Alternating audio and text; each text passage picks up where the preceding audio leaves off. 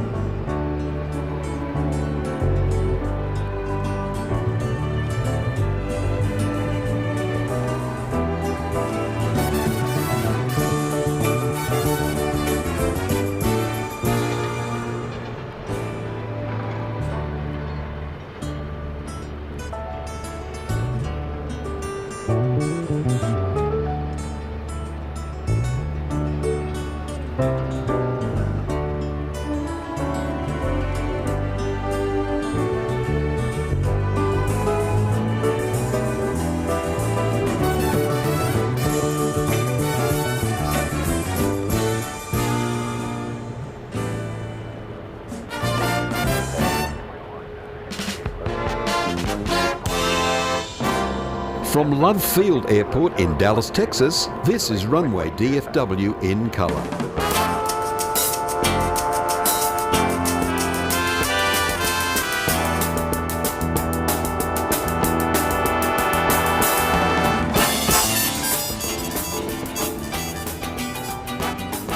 Oh, let me turn up my microphone. Hello, everyone. It's Walt back with you for another edition of Runway DFW. Thank you, Warren, for your announcement. And let's get going with tonight's broadcast. We're running just a little bit late tonight. Not as late as last time we were here. I have to tell you, 45 minutes isn't enough to really set this up, but we're in a kind of a slightly different setup tonight. Everything is attached to my step stool here to give us a little bit different angle of things. So we'll get on with our show. There's the downtown skyline, and we have a plane coming in. Let's see. Oops. Let's see where it's coming from. Southwest 4034, left runway 13 right, clear to land, wind 1706. Clear to land 13 right. All right, from Salt Lake City, flight 2168, a MAX 8. Southwest Airlines. And it looks to be coming in over on the east side. We've got South Flow tonight. So there's the tower, and this is coming in on runway 13 left on the east side. Behind that, we've got flight 4034, another MAX 8 from Los Angeles. So we greet our friends in the control tower today. Hope everything's going well for you up there.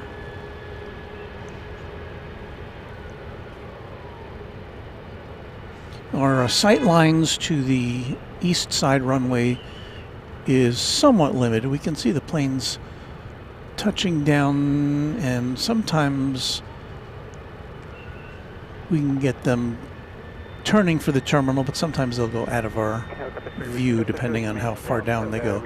Usually the MAX 8s will go out of our view. Yeah, just south of the reunion tower. We will be departing back to the south along 35.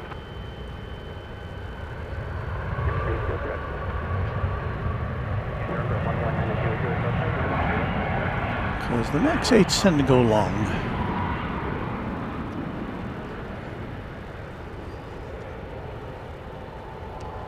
Here is the part of the terminal complex that we can see. There's two planes right below us at gates 7 and 9. I guess the odd numbered gates are over here.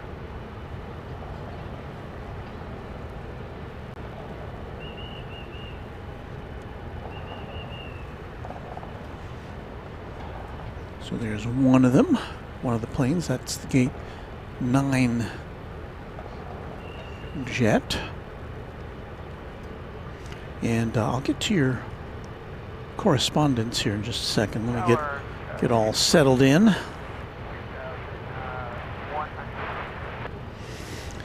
Here comes the flight from Los Angeles. This one is coming in over here on the west side of the airfield. This will be flight 13 right.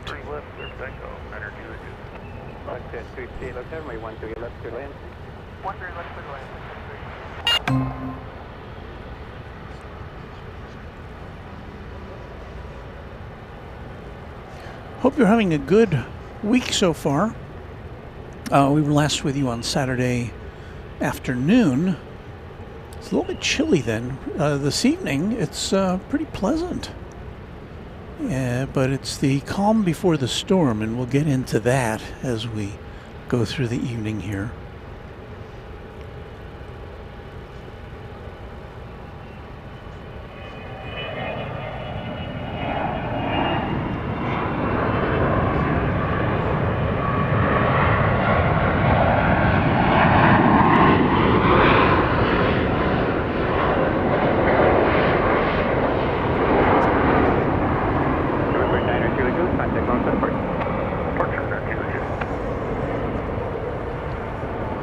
Yeah, that one went kind of long.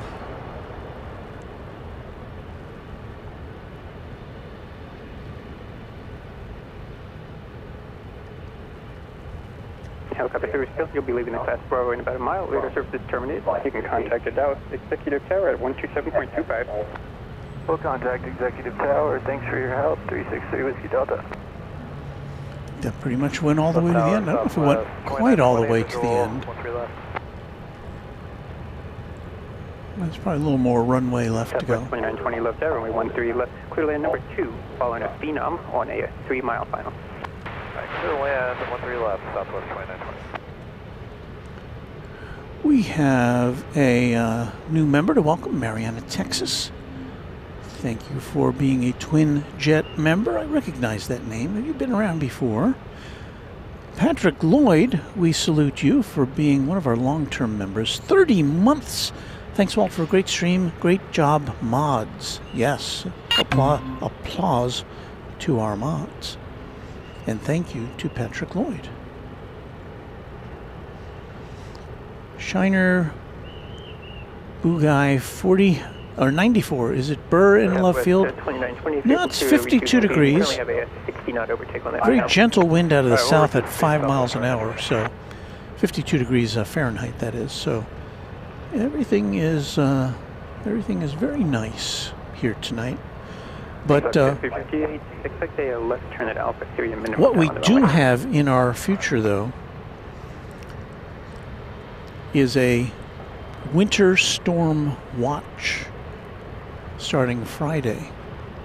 And what does that mean? Well, it means that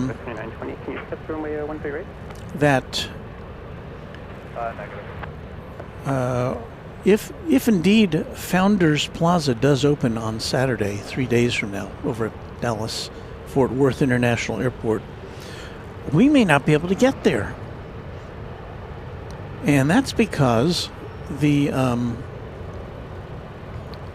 I live 50 miles from DFW Airport. It's even a little longer here to Love Field. And the roads are supposed to have ice, snow, sleet, bitterly cold temperatures. Now, I don't mind any of that. I'd bring you a broadcast in those conditions, or at least try to do something. But the problem would be getting to the airport and then getting back. And I don't know if I'd be able to do that. I'm just going to have to play it by ear. What do we got here? I think those are construction vehicles over there, over astride runway 13 left. They're working on some taxiway reconstruction, I believe. We got Southwest Flight 2920 arriving from Phoenix, another MAX 8. Let's get set up to bring you that. This is again over on runway 13 left on the east side. Our vantage point tonight kind of overlooks the west side, but we can sheet it just a little bit here to bring you these views of east side arrivals.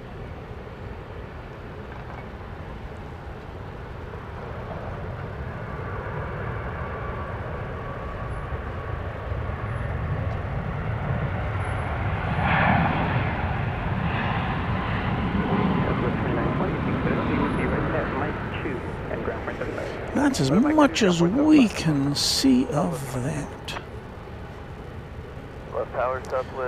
Patrick Lloyd there, up there in North Carolina, also bracing for a major winter storm. Yes, this is going to be a big storm that encompasses much of the USA. Boot Doctor says, will the new Founders Plaza allow camping? You could just ride out the storm there. Great idea, Boot Doctor.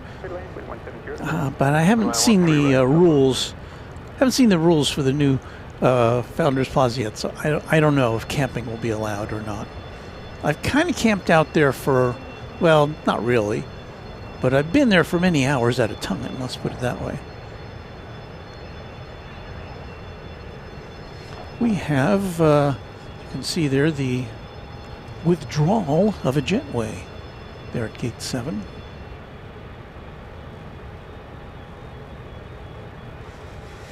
So this plane's about to back out. Steve Lundaby says you'll just have to stay at the penthouse. Hadn't thought about that. Robert Brune says Dallas doesn't have many snow plows. The Dallas does not, nor do any of the highway, the highway crews. Airports have snow plows though. Matt Simmons says, hey, Walt, 23 here in D.C. Supposed to get 4 to 6, I'm assuming, feet on Saturday and 7 to 12 on Sunday. Really? That is more than a dusting, I would say. Lyric the Game Boy says crippling ice is expected for Dallas, according to what I've heard.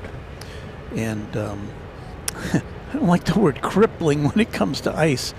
We live in a very rural area north of Dallas, and we have experienced major power outages. So, kind of bracing for that. Here comes Southwest Flight 46, a 737-700. This will be arriving from Houston Hobby Airport here in Texas. On runway DFW. I heard a chugong there.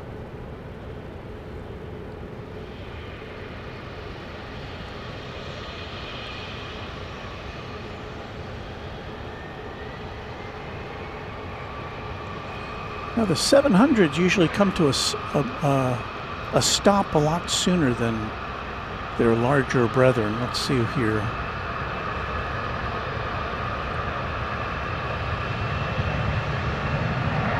Yeah.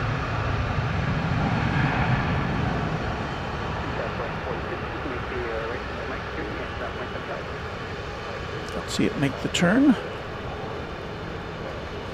But right below us, we have pushback action.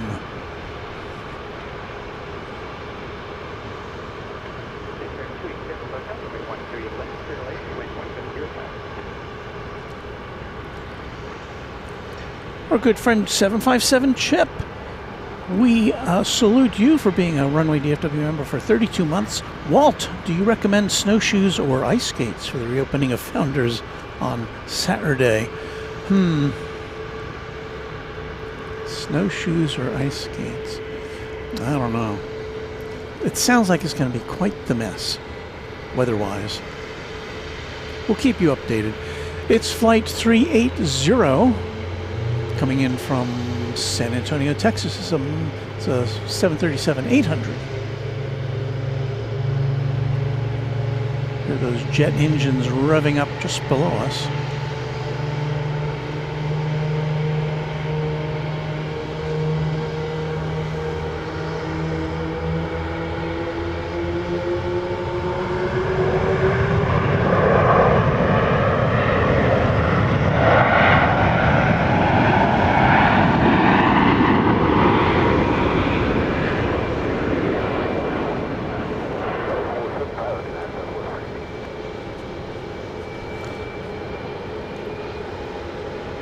Very colorful inside the cabin of this Southwest plane.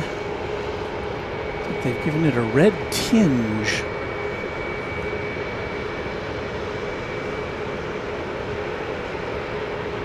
Chris Jones can never forget the Snowmageddon a few years ago in Abilene. No power for 2 days and no hot water for a week. Yeah, we had something similar up in my neck of the woods. Was it 2 years ago or 3 years ago? But it was pretty. We had no power for, I think it was 2 days. And the temperature was, as I recall, in the single digits and teens Fahrenheit-wise.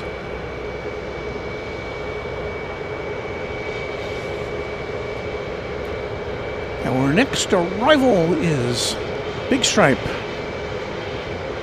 This is JSX Flight 287 from Houston Hobby on Embraer 145.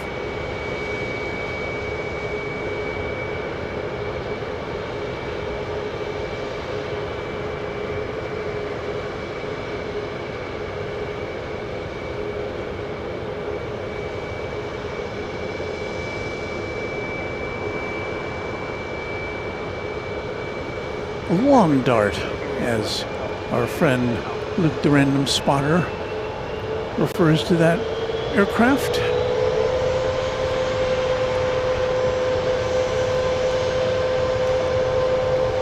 We say thank you to Chip for a $32 super chat. Observations about Texas reactions to weather warnings from a Wisconsin native.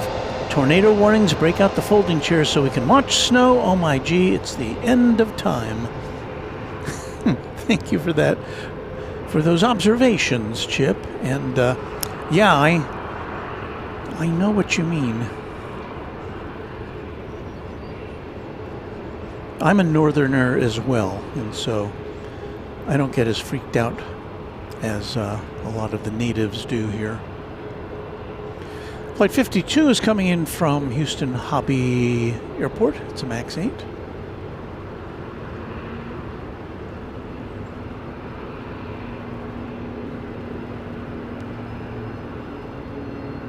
Up there in the sky, about to be eclipsed by the control tower.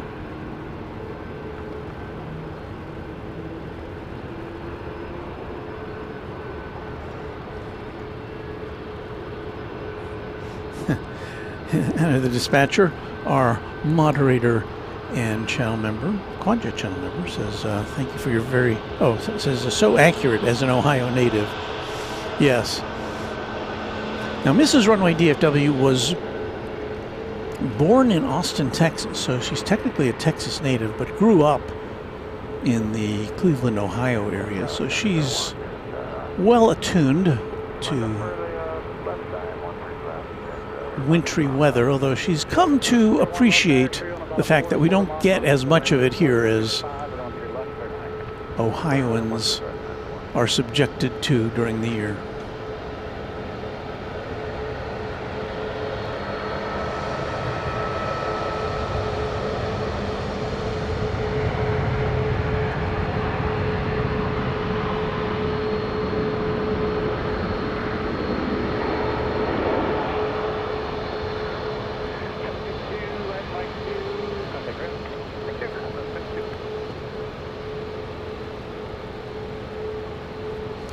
Looks like flight 2920 being flagged in there.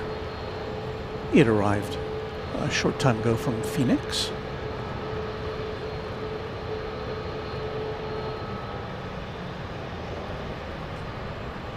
It's the plane there on the right.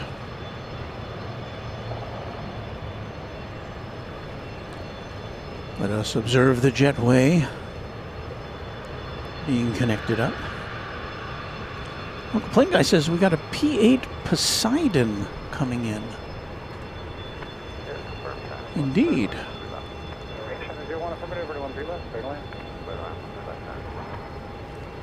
So a U.S. Navy P-8 Poseidon. Thank you for that information, Uncle Plane Guy. Take a look at this. Coming in from Point Magoo. Oh, Magoo, you've done it again. We saw a P-8 here the other day, did we not?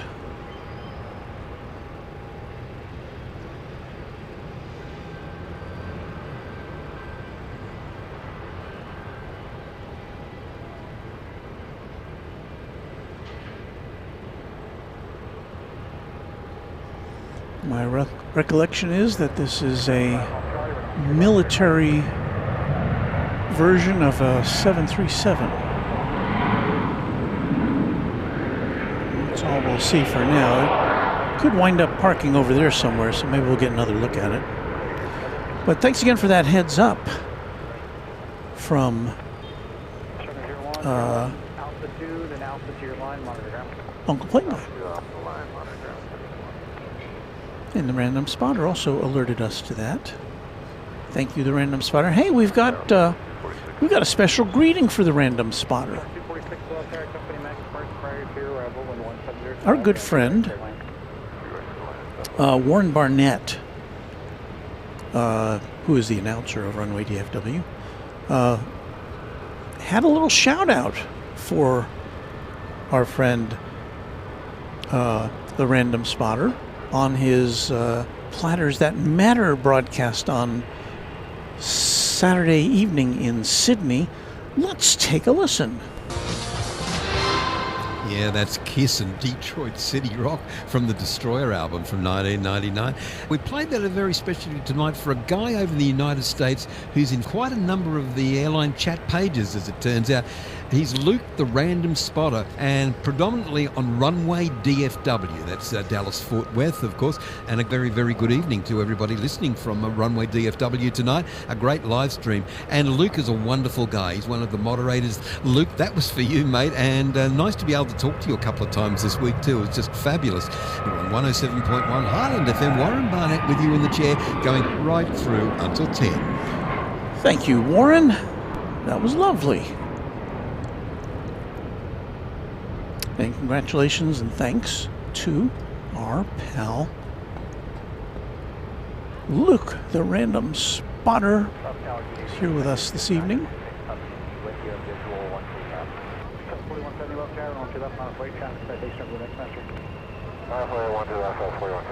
What ho? I do believe we've got a tri-jet here.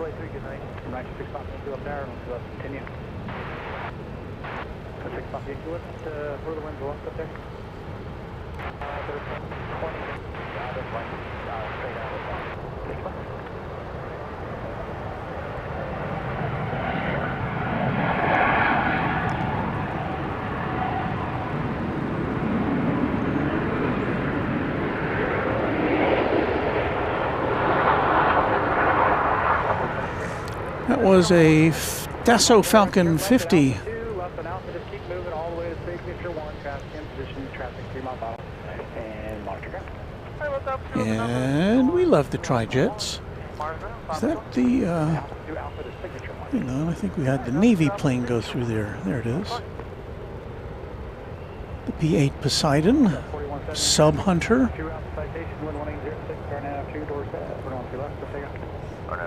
Follow it along to its parking space here. Southwest 2295, 13 left. Number 6 off Yankee Touch, Mike Service, departed Boeing 737, or no 3 left, clear to land. Clear to land, 13 left, 67.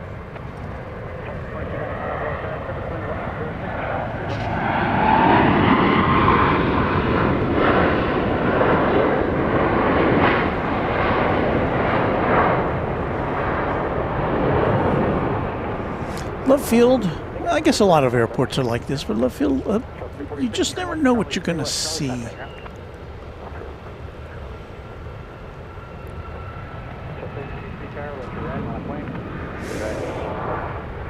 Get a smattering of military aircraft here.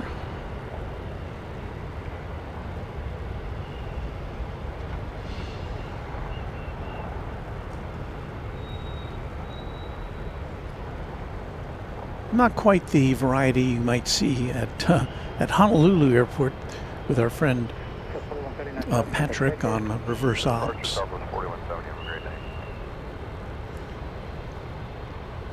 But it's a nice respite from the usual assortment of the 737 parade that is offered up by Southwest Airlines.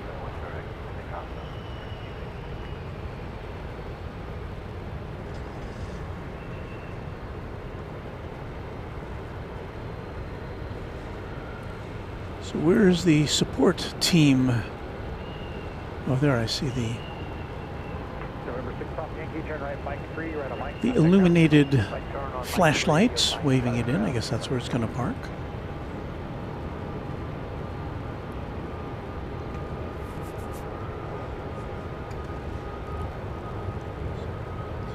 Mariana, Texas has been a Twin Jet member for 15 months.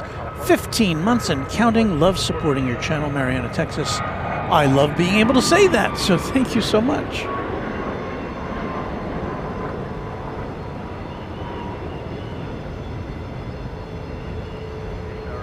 Wood Doctor postulating that this is a Sub Hunter, and Wood Doctor says there's a Subway sandwich shop at Webb Chapel in El Centro. Maybe that's what the P-8 detected.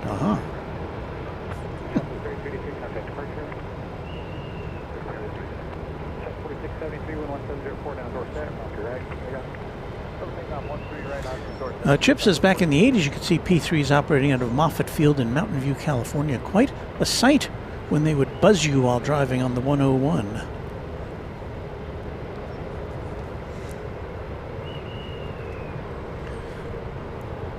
Next arrival is from Las Vegas, Nevada. It's Southwest Flight 2295.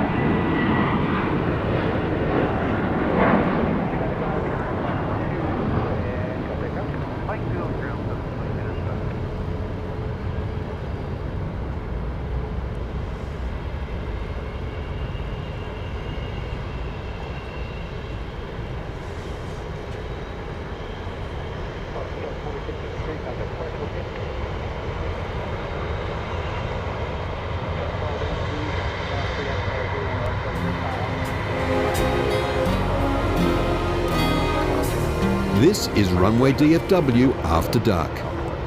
It is indeed Warren Barnett and Runway DFW After Dark. We're starting our first full hour of broadcasting, I guess. We started about a half hour ago or so. And we're happy to have you with us. We have another detachment underway just below us. There goes the tug.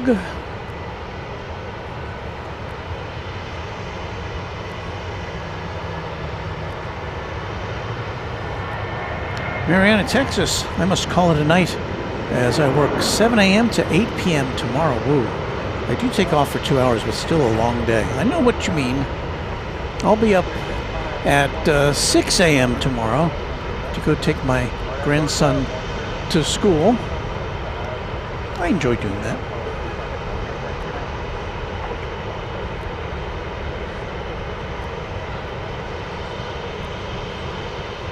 Jacqueline McDonald with a good evening to you, or to me from you, and I say good evening back. Thank you.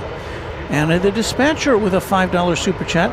Let's send Ascending Dragon 1 all the good vibes. His Southwest pilot interview was today. Oh, yes, he told us about that. Thank you, Anna.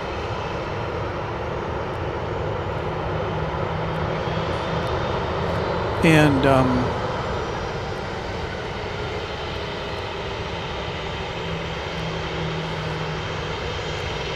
of course, Ascending Dragon 1, the husband of Anna the Dispatcher, is currently a pilot for American Eagle.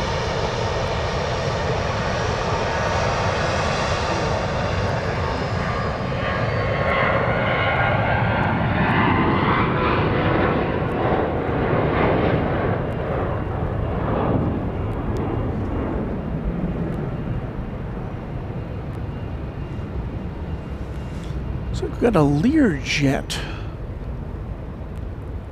about to touch down. An American Jet International Flight 25 from Houston Hobby Airport. A 19-year-old plane. It'll be our next arrival.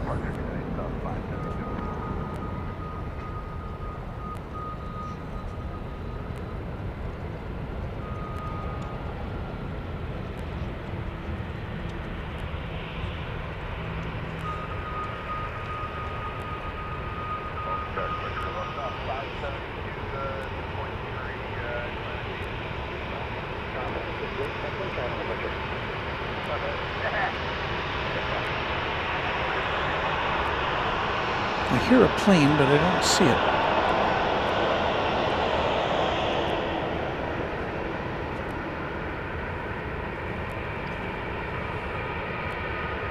I think it was just kind of echoing and reverberating down below us there.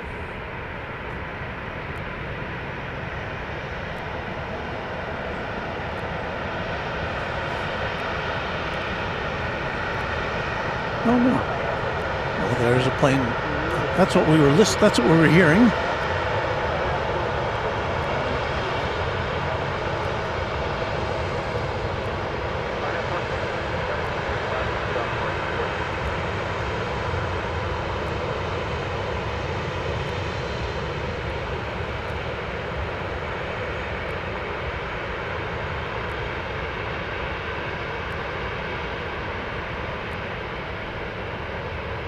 Get those chocks ready.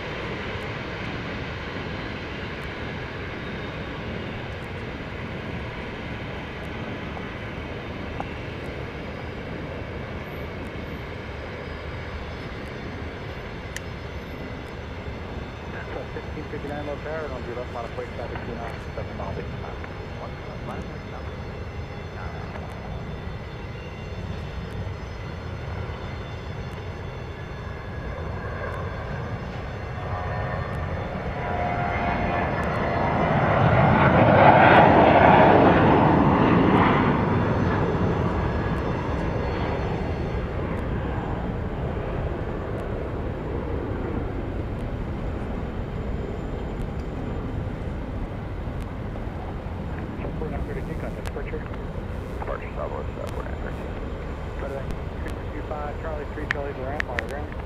Charlie 3, Charlie, the ramp, monitor ground. Tower 1559 traffic, 4 out on F2 door set, going 3 left, quick take off. North set, 1 3 left, quick take off, Southwest 2. Yeah. Exit at 427 miles per hour, I think.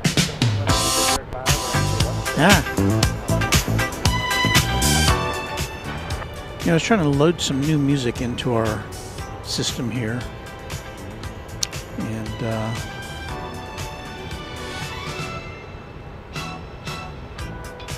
I need to stop that.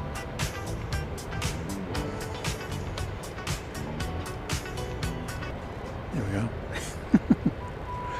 I was just trying to download it so I could add it to our files because I didn't get a chance to earlier. Let's see if I can do this one without actually... Okay, yeah.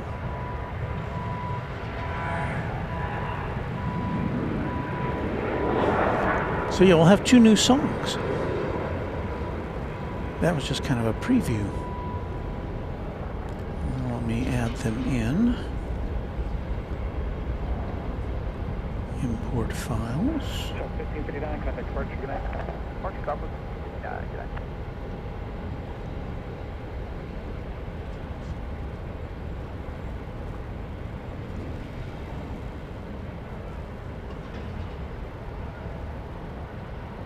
Doing this housekeeping while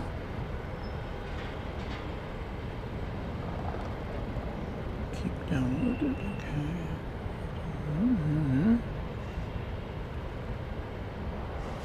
Yeah. Okay. Almost ready. I mean, I'm almost done with this so that I can get back to what we're looking for here. Here we go. How much more time do you have on the warm-up clock? Okay. So we've got 2 new songs to play during our membership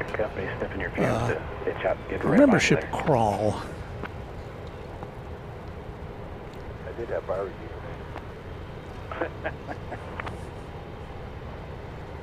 Depends. Did you get the beans? Of course.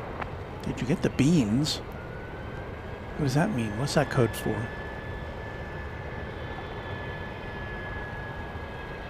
Yeah. Arriving over there on runway 13 left.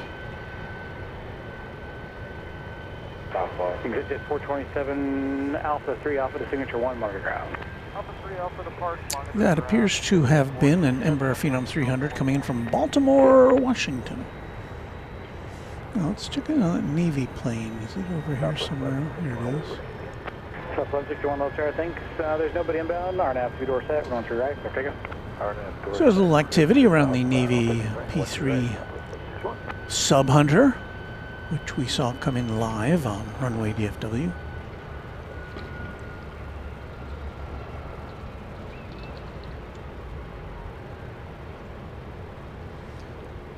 Oh, Steve Lundaby reminding me that I need to reinstall our clock and location there. So thank you, Steve. Look at this. I have people producing. I have our viewers are helping me produce this program. It's like my helpers. Thank you to you.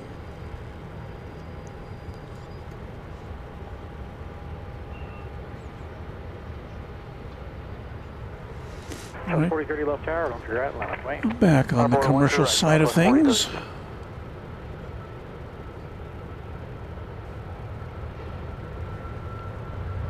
And we were literally Got a resupply truck there.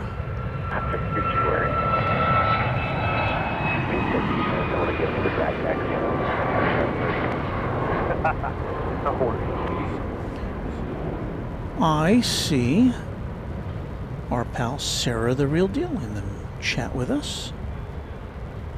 Very good to see you.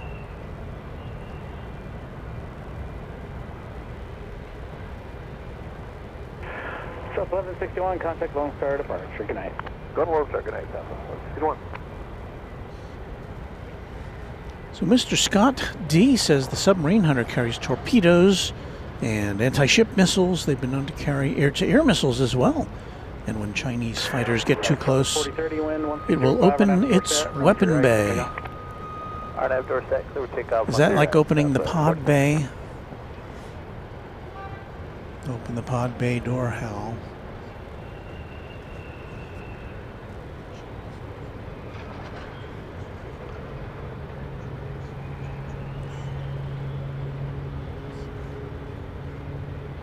Let me see if I can pick up on a departure here for you, since we haven't been doing that too very much.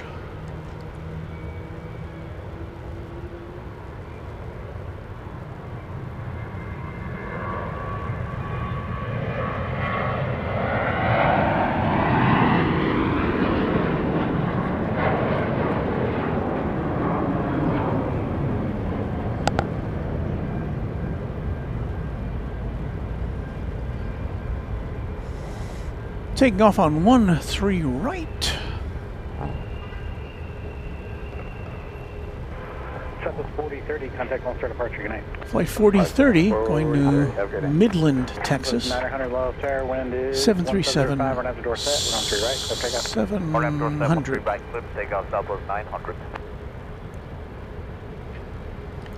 So we've got Southwest Flight 900 about to take off from this side as well. Flight 900 going to another Texas destination to Amarillo. It's another 737 700.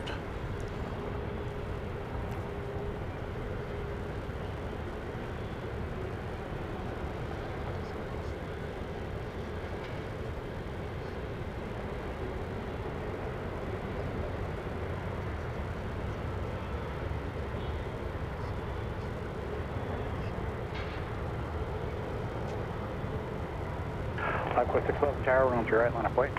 13 right, line up and wait, line up with 611.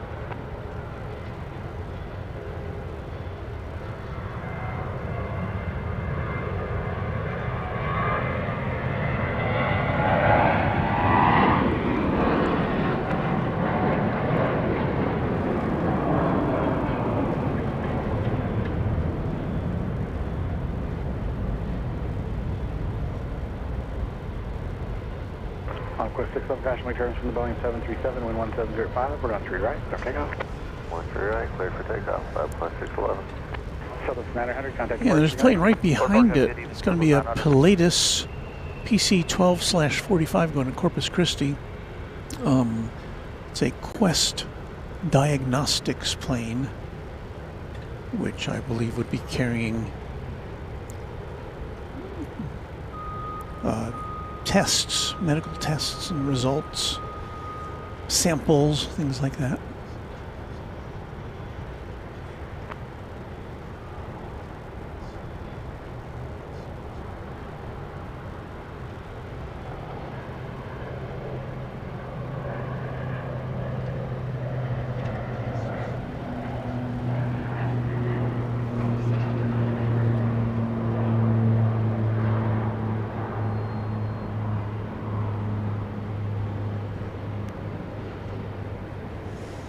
So it's off to the Texas Gulf Coast.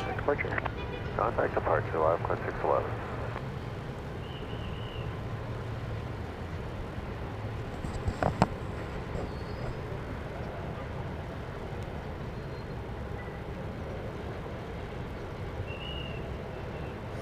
UAL Kingpin, we welcome you. It says good evening from near Houston Intercontinental Airport, where we spent a couple of days. Was it last month? Last month, I think it was. They're circling the wagons there for the baggage carts. Did something fall off?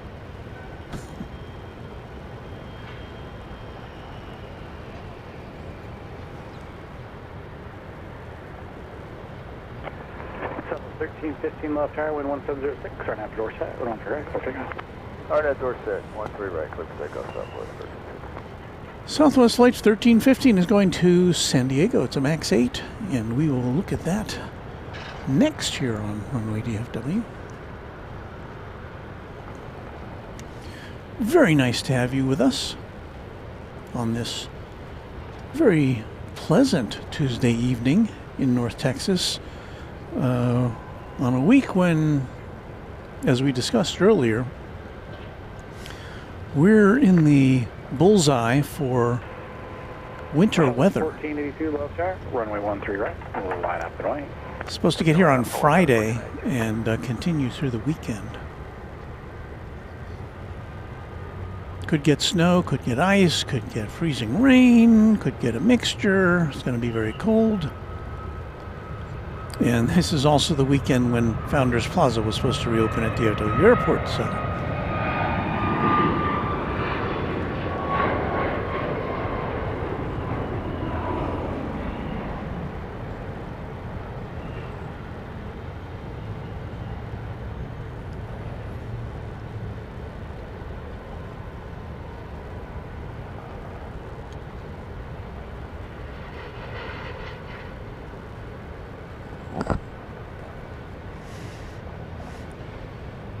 you may remember that on Saturday, we came here to Love Field driving the Super SAMU, the Sprinkler Avoidance Mobile Unit, the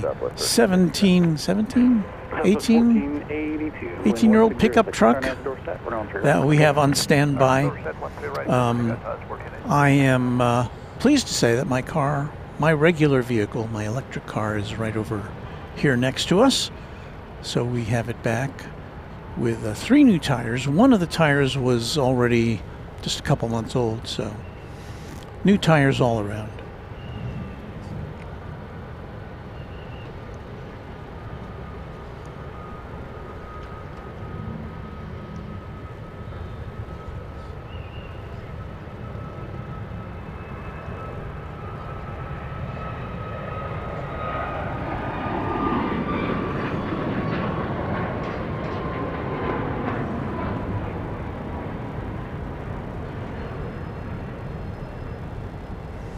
Probably tell we've got some cloud cover tonight.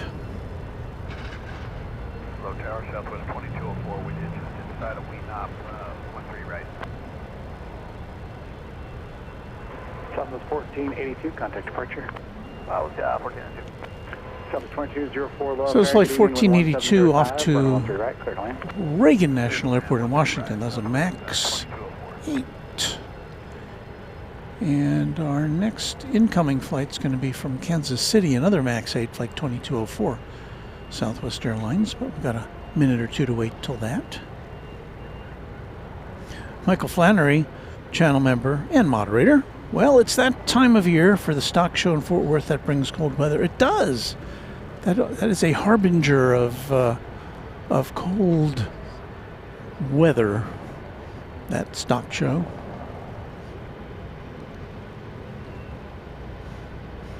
Hunt the Wilkes 7. Greetings from Amarillo, Texas, which I'm sure is also in the bullseye of this winter storm. Probably they will have, I'm guessing, have had some snow already up in the Panhandle.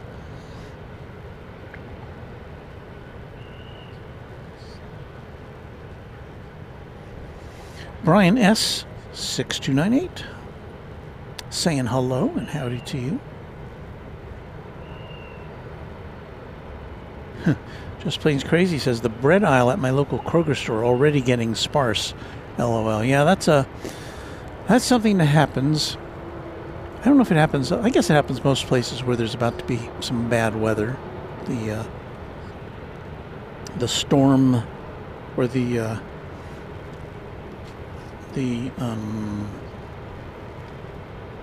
grocery stores get raided.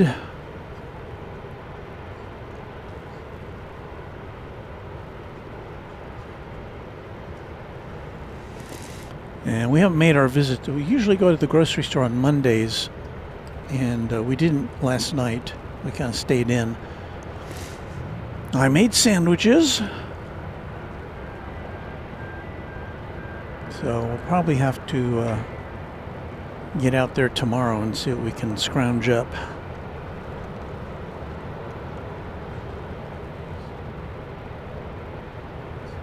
Sabria 313 or Sabria.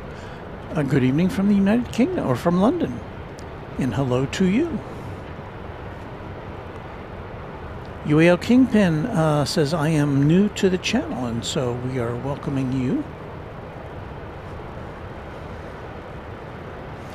Unfortunately, unless there's a charter of some sort coming in, we will not see any United Airlines flights here at Dallas Love Field. It's, as we often let you know, there's about 90% of the passenger traffic here, actually more than 90%, is operated by Southwest Airlines.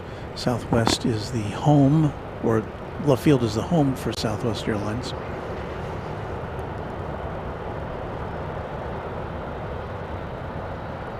And this is a flight from Kansas City we spoke of earlier.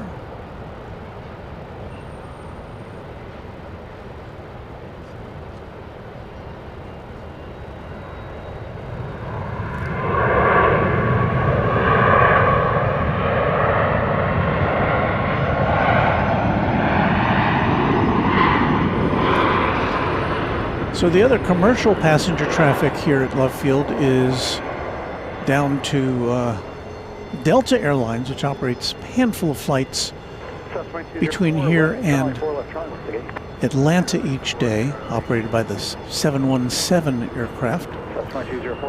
And then there's JSX, which is a scheduled charter airline, which operates out of its own terminal on the east side. We can't see the terminal from this position.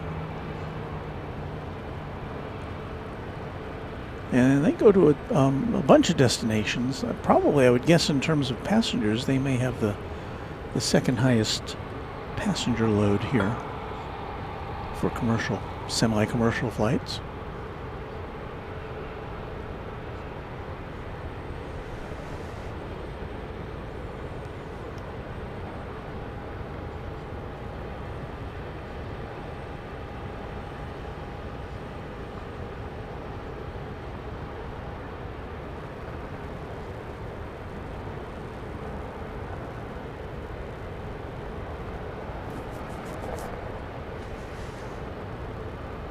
Let me see, we are in a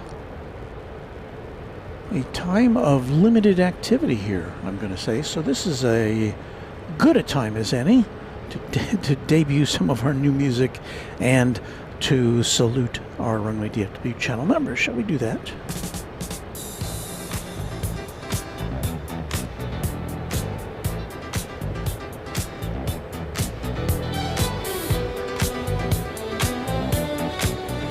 So here we go. We crawl the names of our members on the screen below, at the bottom of the screen.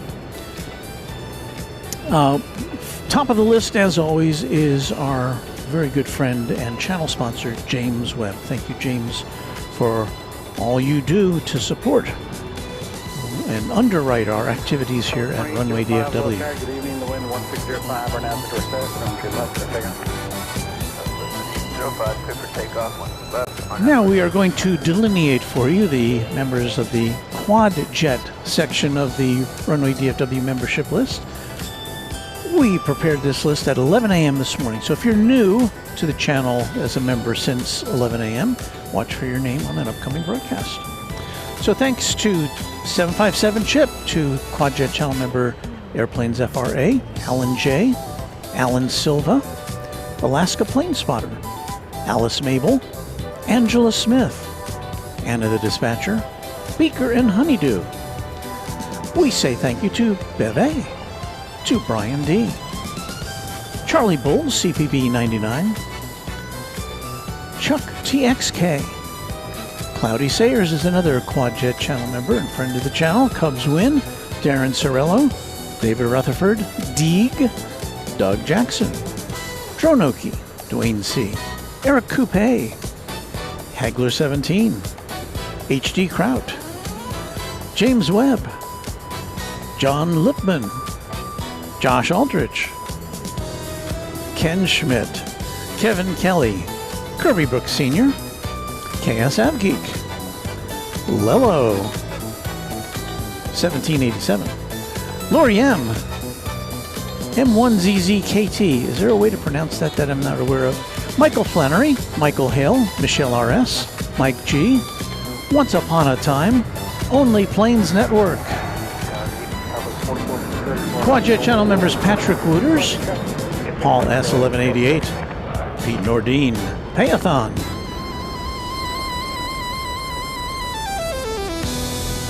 Planes Everywhere. Renee Meister, Raina Taylor, Rich F, Robert Broom, S35 Bonanza Pilot, Sarah, The Real Deal, Sean Bramlett, Skittles, Space Ace, Steve Lundaby, Texas Girl, The Grinch, TNT Oh My, Tyson Price, Will Hutchison, and that concludes the names of our Quadjet channel members. Now, for the next few minutes, you're going to see the names of our Trijet and Twinjet members. Thank you to each of you for your support of Runway DFW. Airline Flyer, one of them. Airline Flyer is a new member in Twinjet. Thank you, Airline Flyer.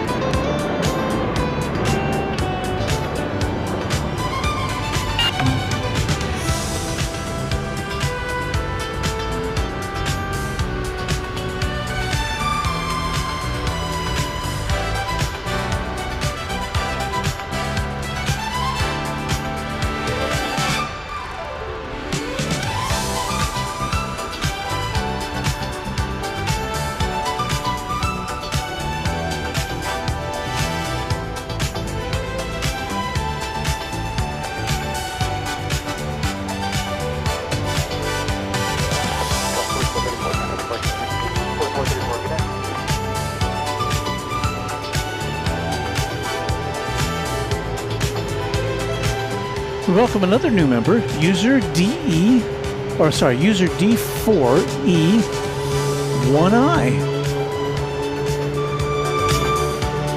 Welcome and thank you.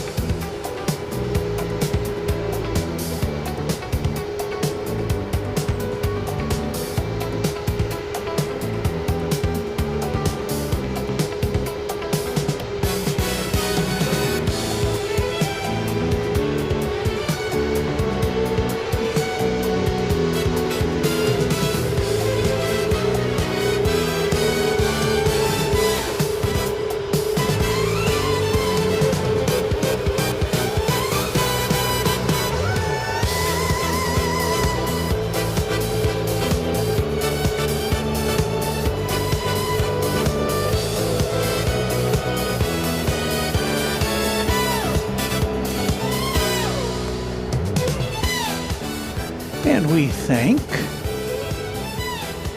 Alo Eisinger, did I read that right, for a €1 super chat. Thank you, or a super sticker. Sorry if I got your name wrong.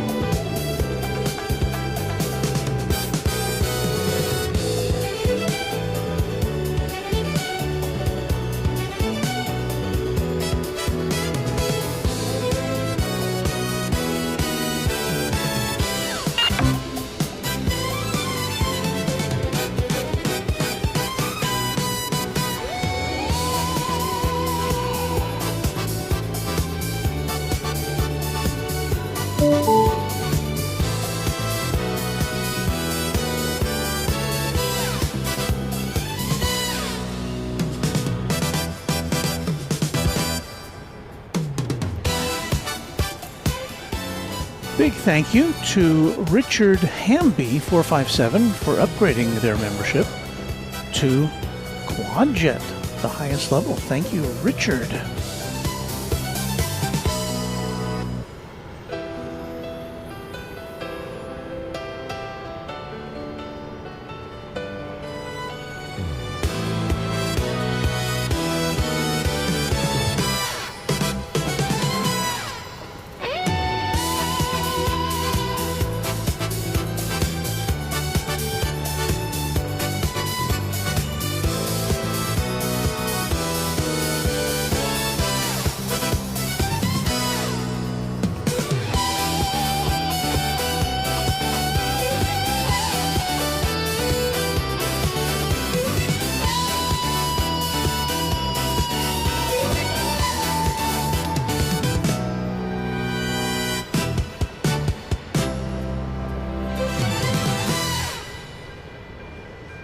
Oh, why not? One more song.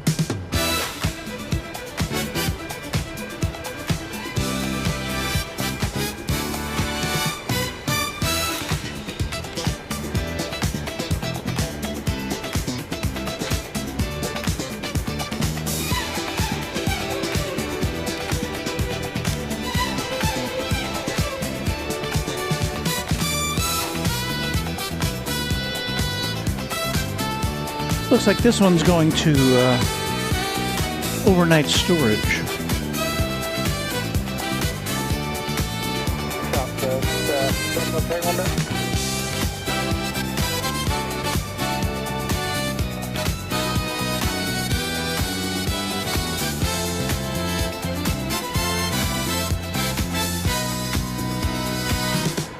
Number 63 on the micro up there, 1605, we're now to door set, we're on 3 left, okay. Door set, 13 left to take off, 63 runway Mike. So this is kind of how we kill time when there's not a lot happening.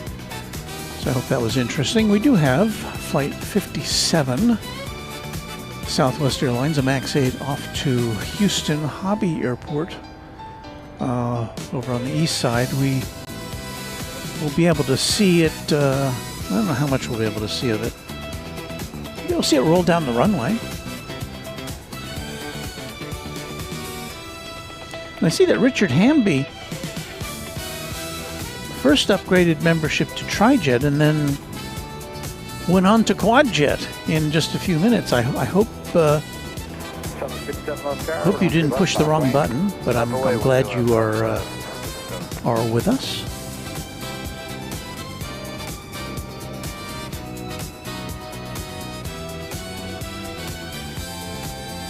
So you may have noticed that plane that was getting towed away was dedicated to Donald G. Ogden, and Mr. Kadir says that was Southwest's first vice president of flight operations from 1971 until retired in 1981.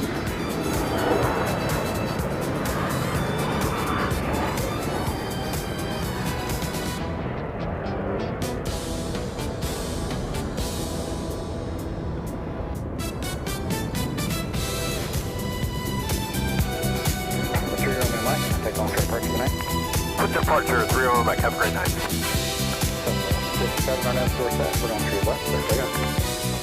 Arnab door set, clip take off 13 left, Southwest.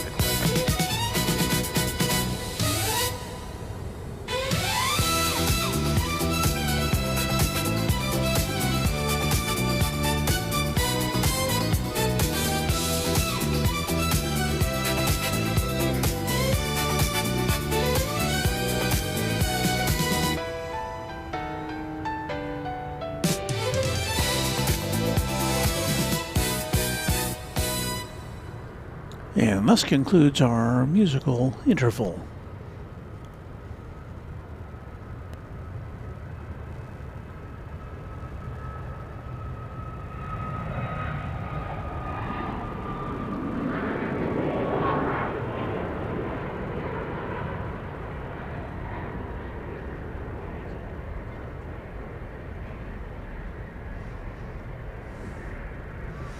Got to do a little bit of gymnastics to get that flight. Got to spin around here.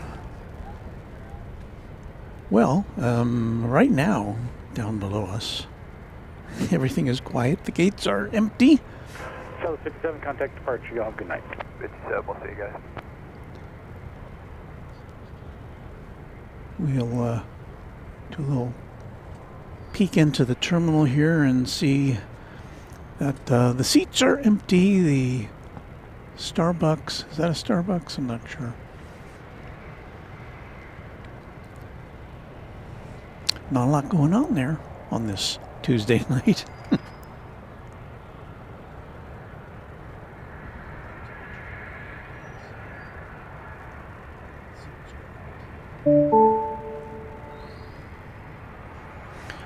We have a new subscriber, Michael Medina, or Medina.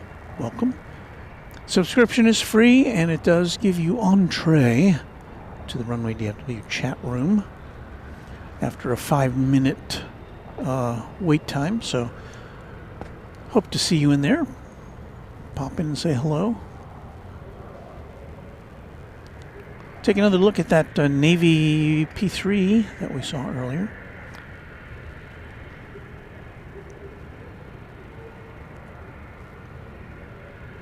We saw this arrive in, I guess, the first half hour of our broadcast. I didn't get a time code on it.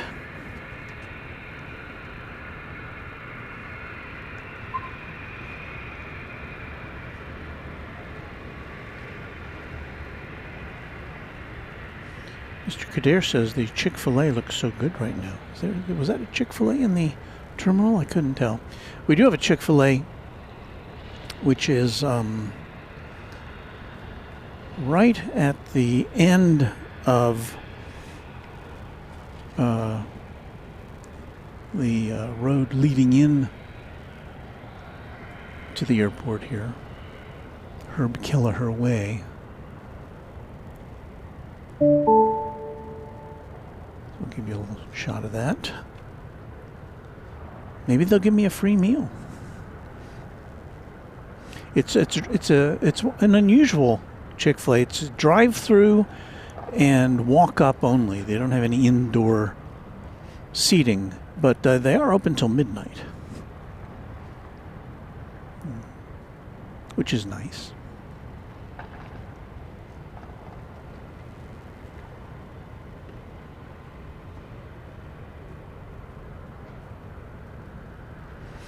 So we are, as I said, we're marking time while nothing's happening. But here we are. We've got a little different setup tonight. All of our gear is, instead of on a table. Now I do have a table over there set up, but there's not enough space in this area really to do a table. So 427 left tower and have 2 door set. Run 3 left. So our computer, our switcher, our soundboard is all attached to a folding step stool. Works.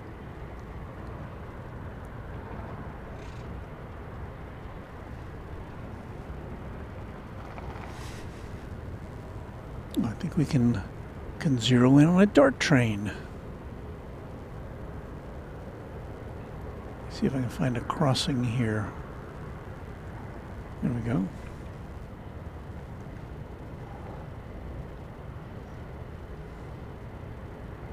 Dart light rail. Dart light rail is in the news. There's several. The system serves a number of suburban communities outside of Dallas, and a lot of them, or several of them, have complaints about the level of service that they're getting for their tax dollars. And so DART's kind of at a crossroads. They've got a lot of, they've got light rail and bus lines and other modes of transportation, but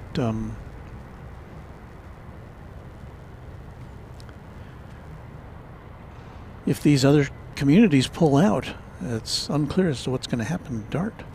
Hey, thanks again to all of our channel members. The list has now run its course. Thanks to each of our members, new and old. We've got a lot of long-term members, but some new ones as well, and thank you to each for supporting the channel. EasyJet 427, contact departure, good night. Departure EasyJet 427, see you later. Seth Rubel-Kalba wants to know if I'm prepared for the cold weather this weekend. Well, I am, but I don't know.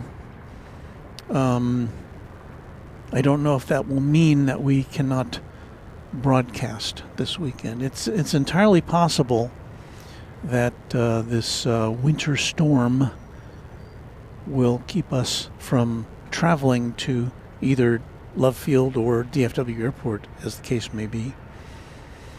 Now, we did expect Founders Plaza to open this weekend. I haven't heard any updates on that. So if anybody knows, chime in. But January 24th, Saturday, was supposed to be the day that Founders Plaza would reopen, at least according to our sources. But no official word yet, as far as I know.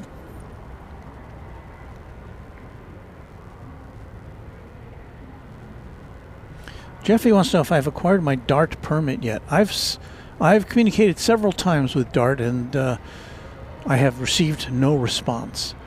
I don't know if it's they don't like plane spotters, or I get generally the same treatment from DFW Airport. I've tried to communicate with them on several occasions, and they don't seem to want to answer my inquiries. So.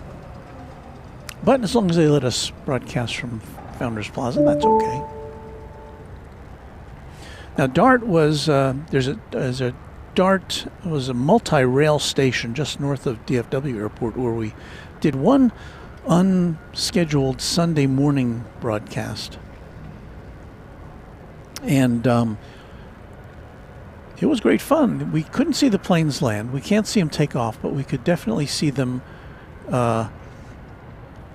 Going right over us and heading down towards the landing before they would go over a ridge, and we couldn't see them actually touch down. But it was great fun, and I was hoping that we could get authorization to go back there, but I haven't received it, so I'll let you know. But we're at Dallas Love Field tonight, as you can see there.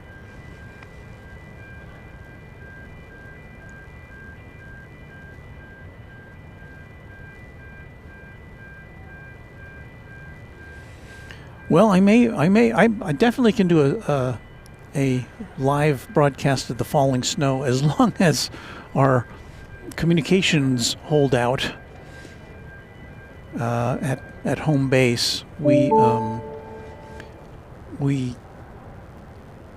have been known to have power outages.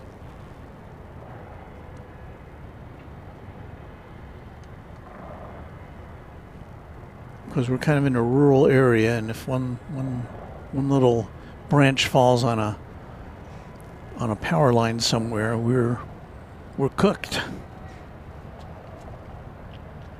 Okay, so Sean Bramlett, he's one of our insiders. He says, I did speak to the actual contractor for the work at Founders Plaza, and he says they're running behind a week or so, I was told.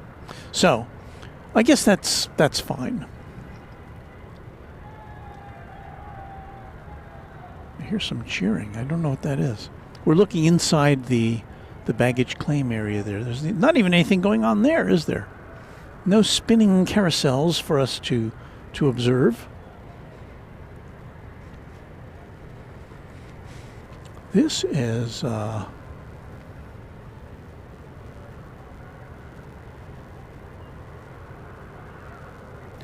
quite an inactive scene. We do have, I see, a Cessna Citation Encore Plus, which is headed to the end of runway 13 left on the east side, which is, I'm going to guess, getting ready to take off. So there's that.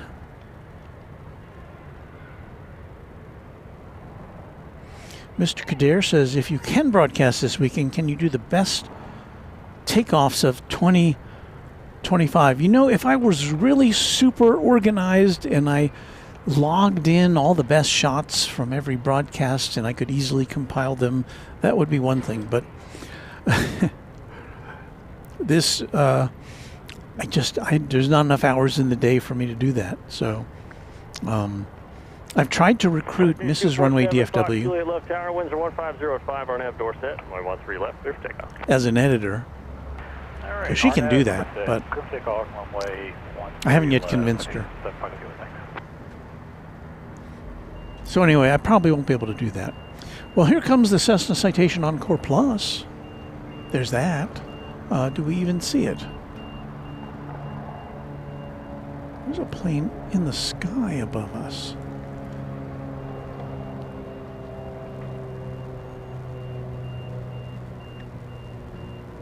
It's right over the airport.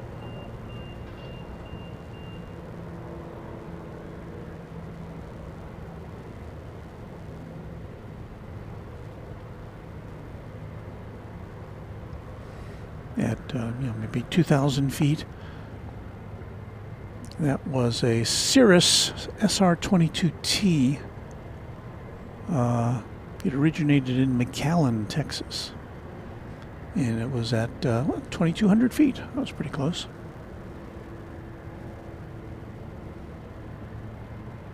Here's the Cessna.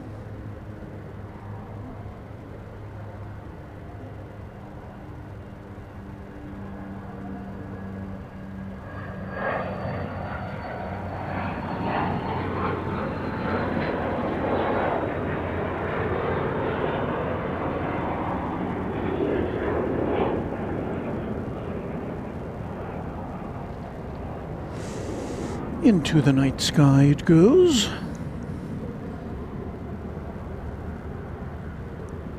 I see Skittles in the house with us. Hello, Skittles. She's a channel member, hoping all is well. Yeah. We're doing good so far tonight. Attention 915 left tower, winds are 160 at runway 13 left, clear to land. Clear to land, 13 left, stage at 9. 15. MRI says won't stay home. Weather going to get bad over the weekend. Well, we do know that. Well, I mean, that's the forecast anyway. We're still a couple days out, obviously, but yeah.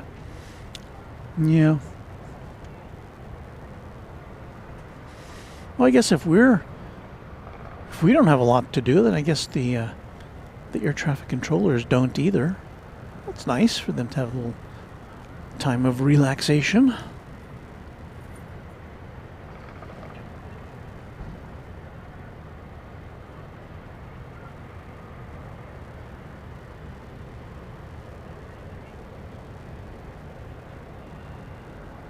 So Skittle says we've been having some wonderful weather up in her neck of the woods in the great northwest of the U.S.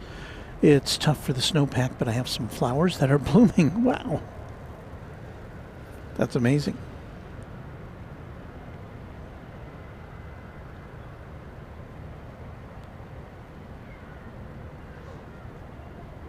And Skittles says hello to me. Hello, Skittles. Hello to you. A tip of the cap to you and all of our friends out there on this very pleasant Tuesday evening. Temperature hovering around 50. Yeah, right at 50 degrees. Wind out of the south at 6. We're in South Flow. And we do have a plane coming in. It's going to be a NetJets Flight 915 from Houston, Sugarland, Cessna Citation Latitude. coming in over there on the east side. Runway 13 left.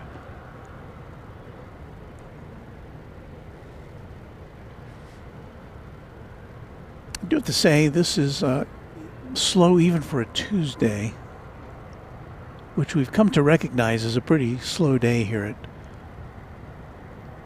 at Dallas Love Field.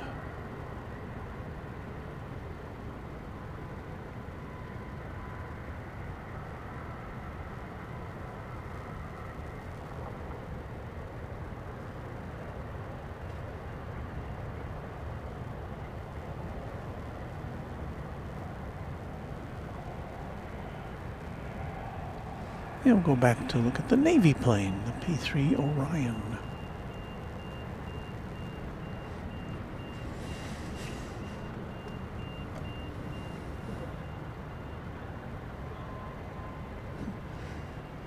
Luke is asking Skittles to make sure that the sun is out and the weather is nice in late February when Luke will be in Seattle. And Skittles always trying to accommodate, saying, I will work on it. Thank you, Skittles. Luke's also going to be in Los Angeles for some live broadcasting. Luke, you can remind us when you're going to be on there on the Random Spotter channel. I'm looking forward to that.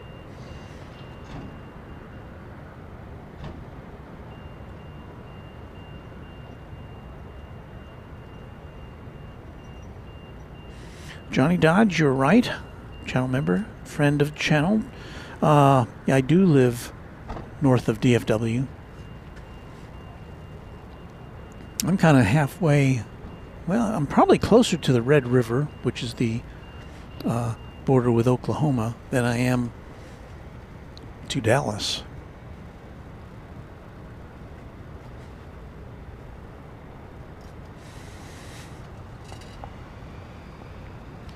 Here comes NetJets 964 from Houston, a Cessna Citation Latitude.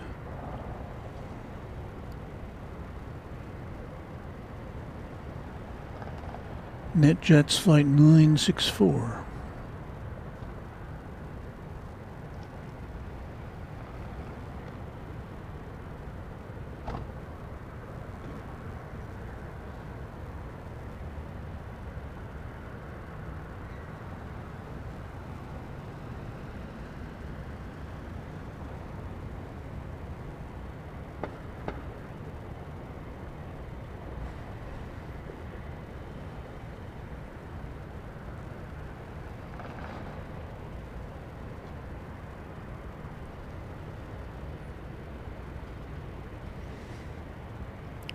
There's the Dallas Mavericks 757 parked over there. I guess they must be in town.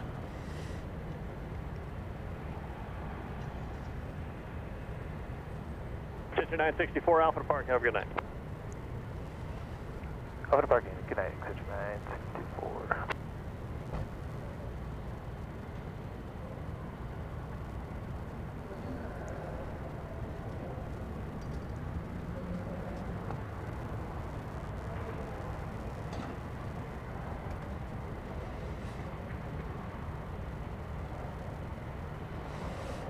And I think we're still connected to you, but I'm having some connection issues on my computer here, which is where I connect to your messages.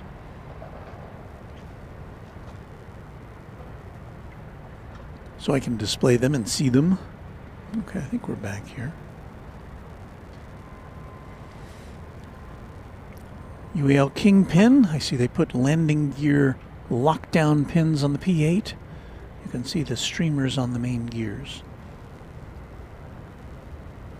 Thank you for that technical explanation.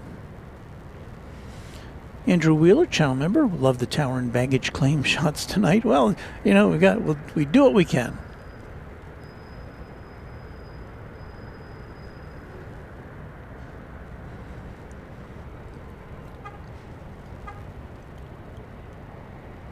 We can even check out the entrance, the main entrance here. Perhaps there's a celebrity will will pop out. Doubt it.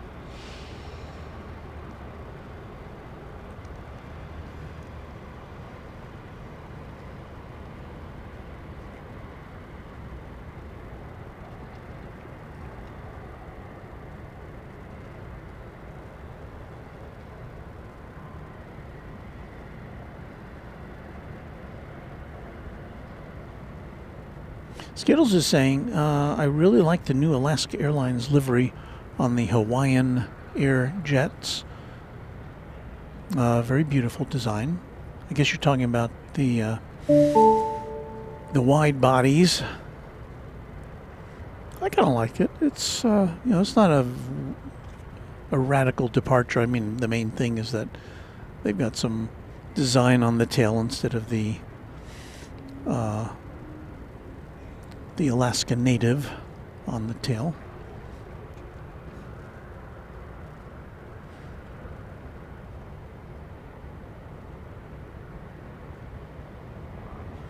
So look at this. We've done a little promotion for our friend Luke the Random Spotter. Mike Reef didn't even know you had a channel, Luke. So yes, Luke he doesn't broadcast live as often as some other channels, but he has a lot of content on there and he travels a lot, so he's got some good unusual things you won't see at other locations. So check out the Random Spotter.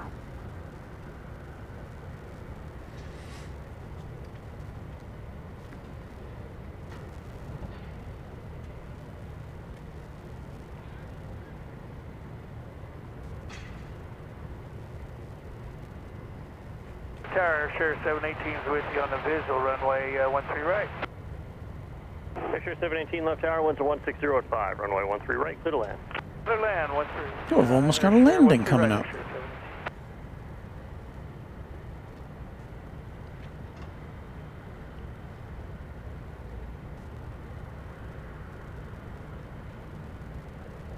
But in the meantime, Live on YouTube, it's Runway DFW. thank you, Warren. This will probably be our final hour, just after 9 o'clock here on Runway DFW. We are live at Dallas Love Field tonight. And I got to take that out because it doesn't go out automatically. And I will say welcome to Runway DFW if you're just joining us. If you're new to the channel, I welcome you. If you're an old hand and you're in the chat, maybe you can help some of our new friends feel welcome. I know that our mods do that very well. And so we're on the lookout for planes here at Love Field. We haven't seen a lot in the last few minutes, but I think it looks like over on the east side they're doing some runway inspections. So at least anything that happens in the next few minutes will happen over where we are on the west side. Mr. Kader is signing off early. I'm glad you could spend some time with us. Random Spotter, you don't have to be humbled. I'm humbled that you're one of our mods, and that even more than that, you're a friend of the channel, and I count on you as a personal friend. So there you go. And of course, Luke is part of the triumvirate. I'm trying to find, oh, there it is, the code share crew. There's Luke, the Random Spotter. And so be sure to subscribe to him, and also to our friend Patrick at Reverse Ops there in Honolulu. The code share crew. Someone in the chat named us that after our impromptu stream when our friend Kevin of Airline Videos Live didn't feel well on Cranky Dork Fest weekend. So we offered to take over his channel for a few hours. That was fun. And thank you, Kevin, for that. Okay, here comes Bombardier Challenger 350 Southwest 3189, left tower, phone challenge. Airshare flight 718. 16004, runway 13 right. This flight coming in from, looks like Punta Gorda in Florida.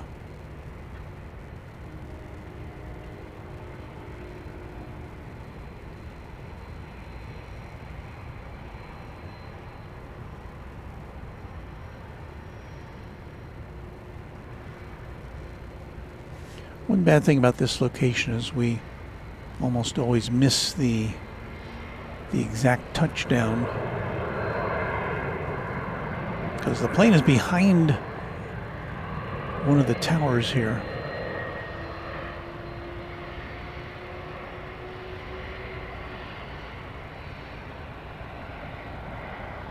This plane looks like it's got a little insignia on the back of it. Can we? 718 behind the beach jet, we're getting parked. We're going over to Tech Business Jet. Airshare 718, taxi Charlie Delta, Romeo Golf, expect further. Charlie Delta Romeo Golf.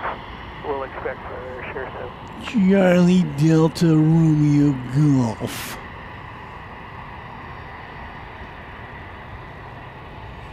It almost sounded like he was being sarcastic. I'm sure he wasn't.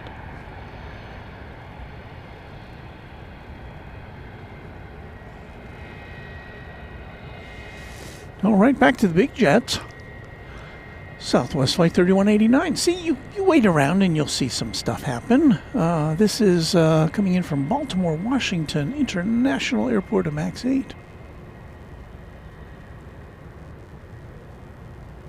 And you'll be seeing it here just a moment from now as we welcome Sandeep K. Malhotra, our newest subscriber. Thank you. Karen Glenn checking in from a warm Melbourne, Australia. Going to be 41 degrees Celsius apparently early next week. Wow. We're at opposite ends of the spectrum as far as temperatures go, but I guess that's to be expected when it's summertime down under and wintertime up above.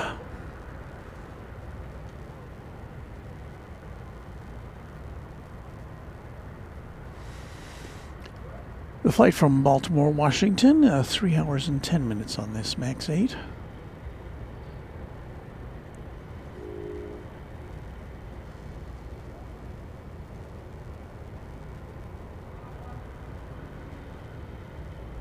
Airshare 718, make the left turn onto Mike, and they have the normal crossing point at Mike 5 closed for right now, so you're going to have to go all the way down to the end. So left at Mike, all the way down to Mike 6.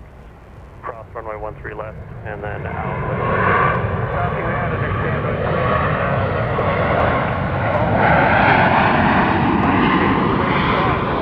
Left, and then Alpha to business jet. 18, thanks. Southwest 3189, Charlie 4, what's your gate? Charlie 4, gate is 18, Southwest 3189. So 3189, that one's unfortunately occupied. Turn left, hold short of Charlie 5, and then let ground know what company says. Okay, left short of Charlie 5, we'll let ground know Southwest 19er, Tango, left tower, your winds are 16085, our nav tour set, runway 13 right, there you go. So, 13 right. gate 18, where this plane was going to land, is Occupado. Out the door set, 9 Tango. Got to figure something else out. We have a plane getting ready to take off here, a Hawker Beechcraft 400 XP.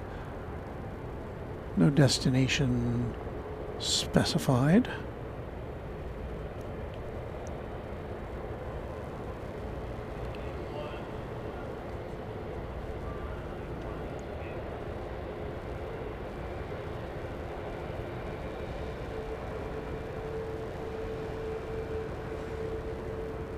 It's an 18-year-old aircraft.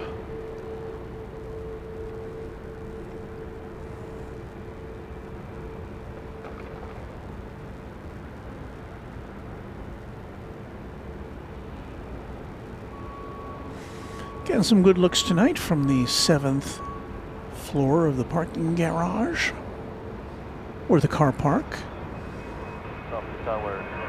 if I want to sound more continental.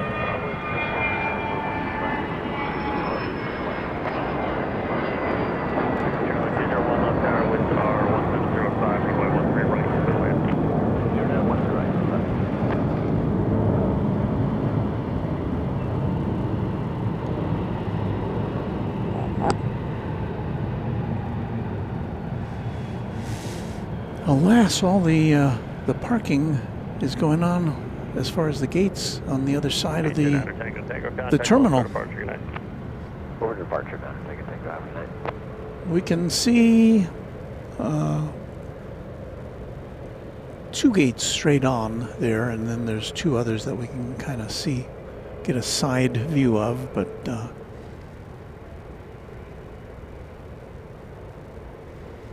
all the Southwest planes are parked over on the north side of the terminal.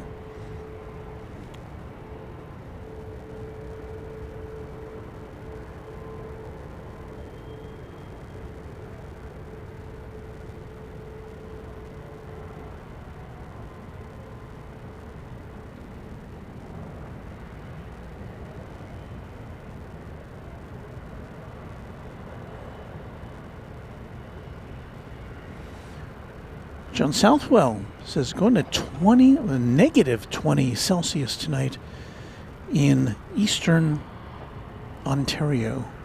Ooh. Brr.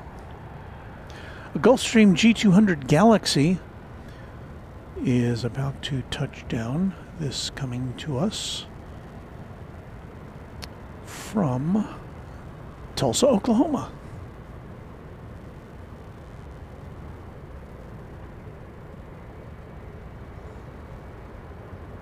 Where's that plane? Oh, there it is.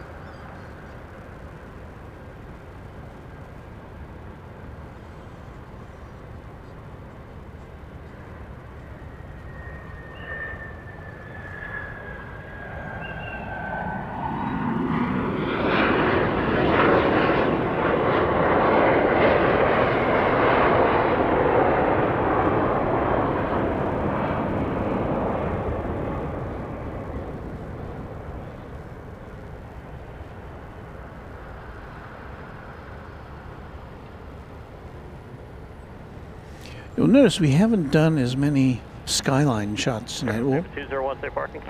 one reason is because the planes are all coming in from the north and the skyline is to the south of us.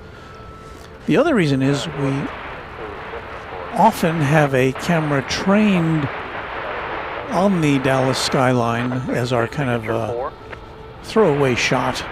Tonight, the throwaway shot camera has been deployed on the gate area, so we have to call up this shot separately.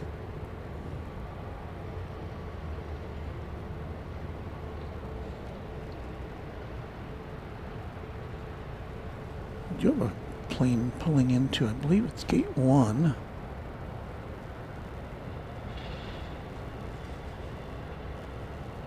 One of those gates that's kind of hidden from us. It's the only gate we can see from our other location here on the roof. Back streamer 25, Love Tower, winds are 170 at 5, our nav door set, runway 13 right, clear for takeoff. Our nav door set, clear for takeoff, runway 13 right, and next 25. Got an American Jet International Flight 25 going to El Paso, Learjet 60. So we will shift our gears to get you a look at that.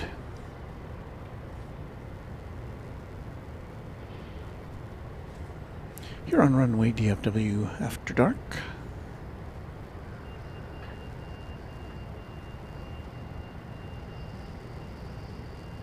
Orphic Cam says Atlanta had a couple of back-to-back emergencies yesterday. I hadn't heard about those. Tower south of 4278, visual 13 right.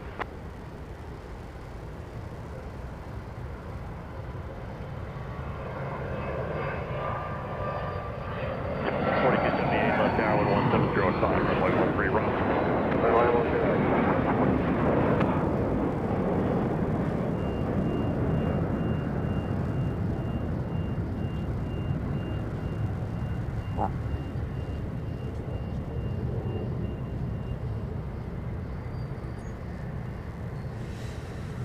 Our Quadjet channel member Lello has sent a thank you super sticker. Well, I'll send one right back to you, Lello. Thank you.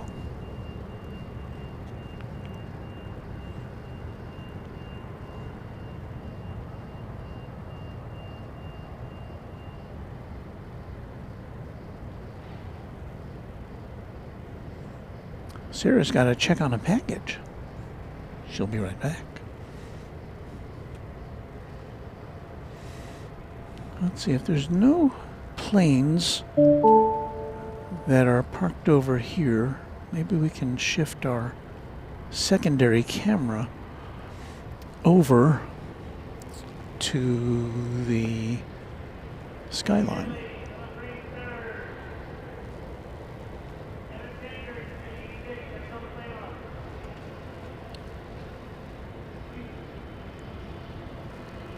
Let me see if we can do that.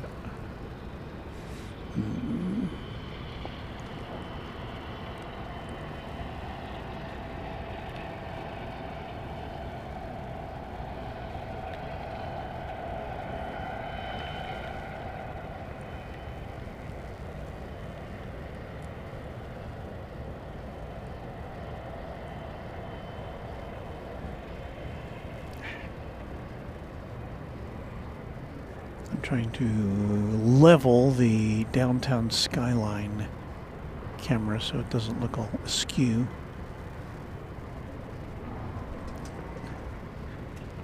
I just almost kicked over our behind the scenes camera, but there's the skyline. Let me see if I can reorient our Tower, good evening. behind the scenes camera.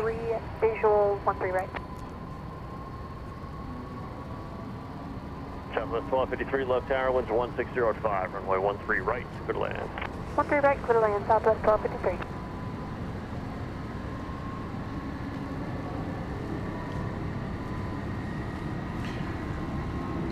Flight 4278 from Orlando, 737-800 is, we're about to see it right there.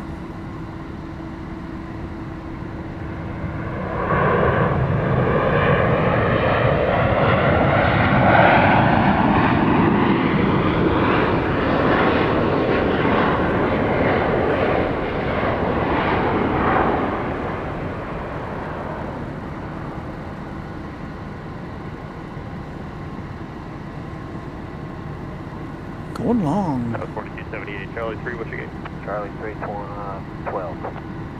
4278, Charlie Delta 12, monitor ground, have a good night. Charlie Delta 12, monitor ground.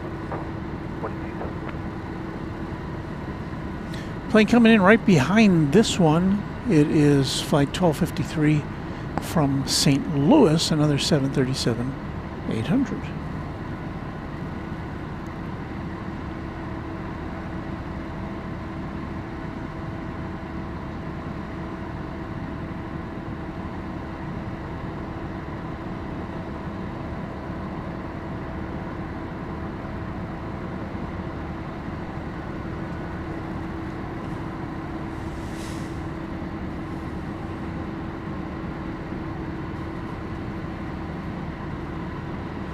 So we'll go from our south-facing camera to our north-facing camera to get the arrival of this incoming flight from St. Louis. Right behind that, another 737-800, flight 54, coming from Houston, Texas. Houston Hobby Airport in Houston, Texas.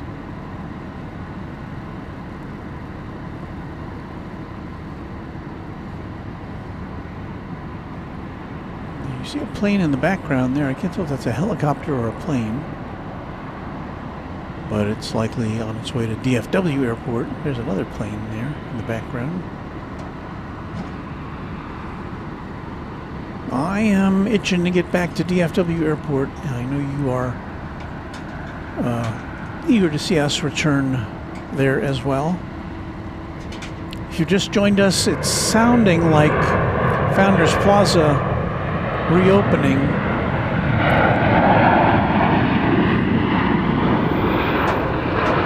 Going to be delayed by about a week, according to our source. Charlie 4, what's your gate? So that means the Saturday, January 24th return to Founders Plaza is probably not going to pan out for us. 1446, 13 right. 1446, left. And the other factor is there's a big winter storm,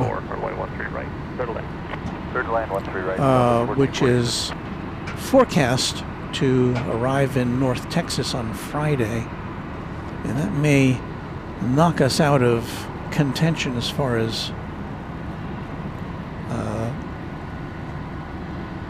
broadcasting goes. Much as I'd like to be able to bring you a broadcast from a snowy DFW or Love Field, because I live so far away from both of those airports. It's about an hour drive when it's not icy and snowy. I may be unable to accommodate that this weekend. We'll let you know. At least we might be able to send you some pretty snow pictures from up in the northern suburbs of Dallas.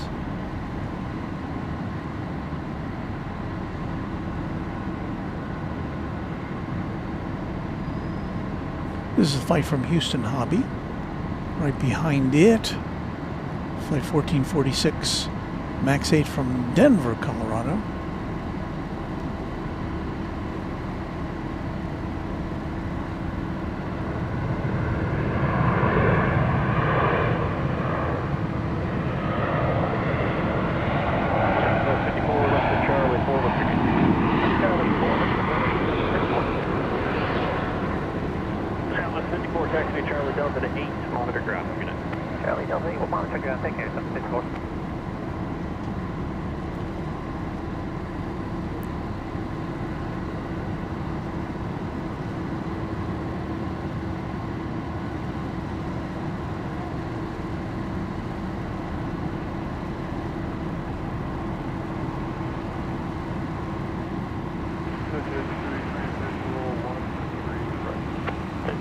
Left tire 5 and trail to 737. There will be a TBM departure prior to your landing. 11604, runway 13 right, clear to land.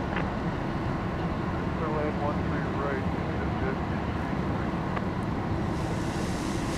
13 right. Okay, here comes the flight now from Denver.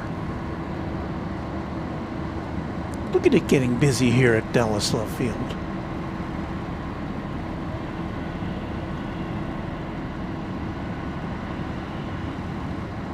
We've got a BizJet coming in right behind this from Oklahoma City.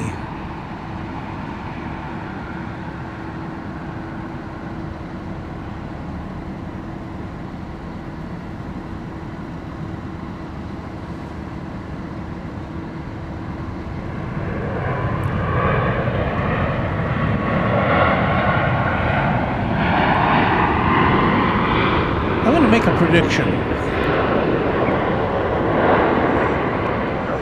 I'm going to make a prediction that in the future, probably in the not too distant future, you'll be able to say something to your camera and say, "See this building over here? Make it disappear."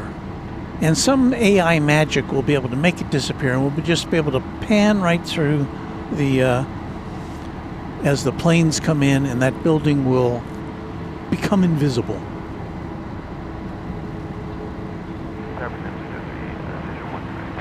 Exact 203 left, tower 4 Maybe. trail of an Embry airplane 1606, runway 13 right to land.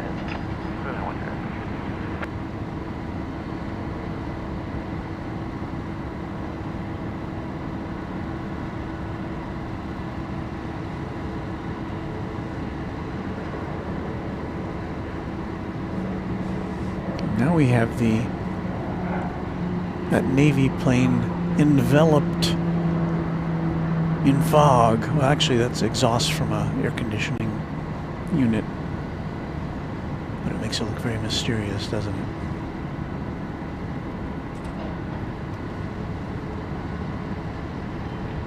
So John Southwell says, Walt, your safety in bad weather is number one. Yeah.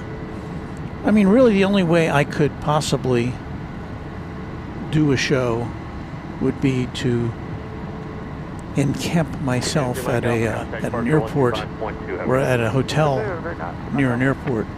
But when bad weather is around, I really feel I need to stay home in case things start to go wrong as far as power goes and snow. I think we have some shovels. I hope there's not that much snow. Usually there's not that much snow. It's usually a dusting, but you never know. This is a flight from Oklahoma City. It is an Embraer Praetor 500 and NetJets flight 283.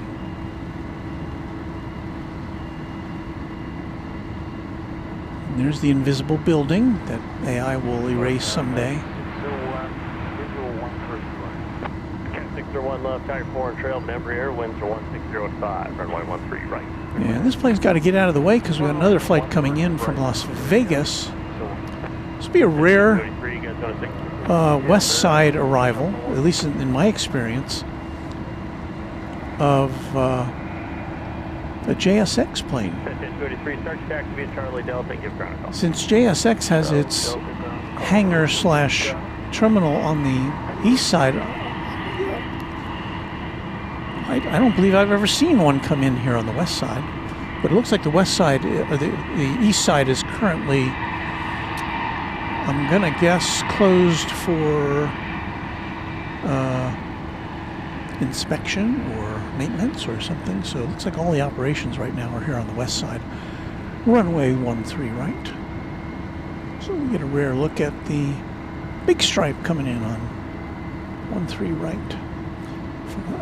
This is a JSX flight 203 from Las Vegas.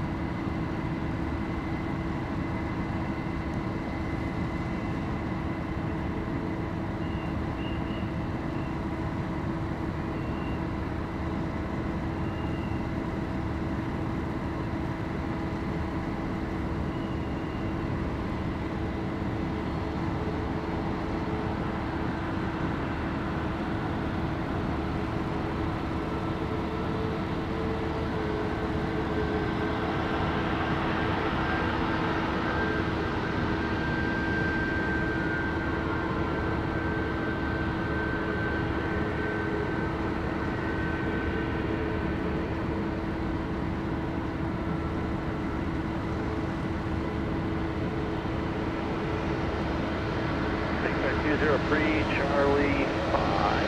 Start taxi Charlie Delta, get ground. That's the shortest landing we've seen yet over there tonight. But it's got quite a trek to head over to the east side to its terminal.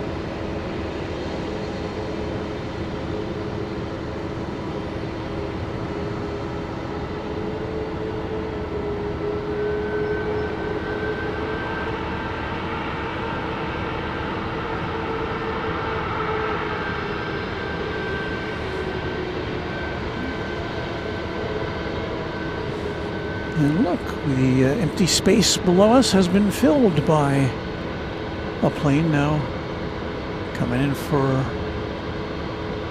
parking space at gate number 9.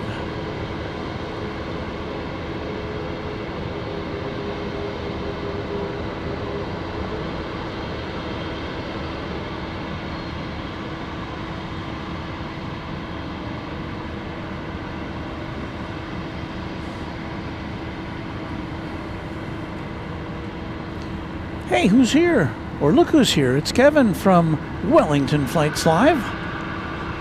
Howdy, folks. Checking in, saying hello. Great to see you there. Looking forward to a DFW stream. Yeah, we're looking forward to it too. But Kevin, it looks as though we may not have one this weekend. It looks like the opening or the reopening of Founders Plaza has been delayed.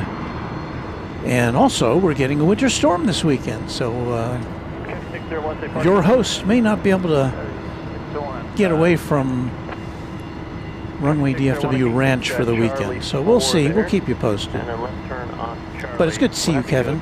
And for heaven's sake, if you haven't subscribed to Wellington Flights Live, what's your excuse?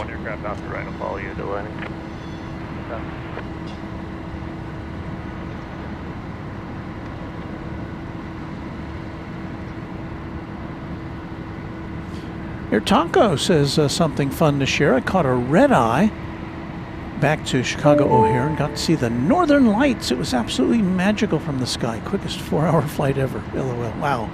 That's something to see. Never seen it myself. Well, actually, it's funny because the last time you could see that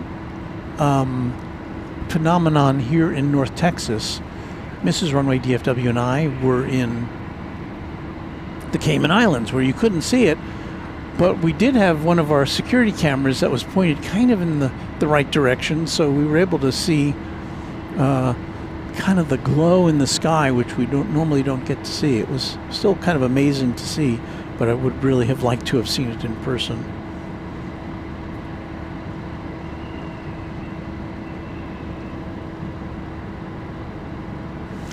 Tan Man 3880. Yes, we did get our tire. We got our tire fixed with the thorn in it. You may remember seeing that picture.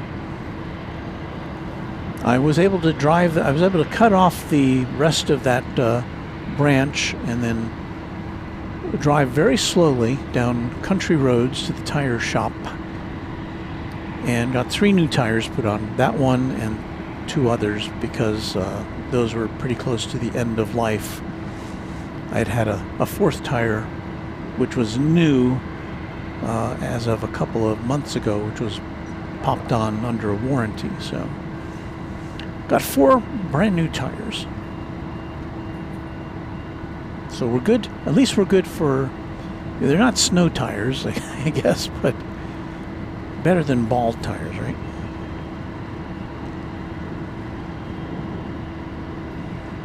Yeah, that was a branch. That was the longest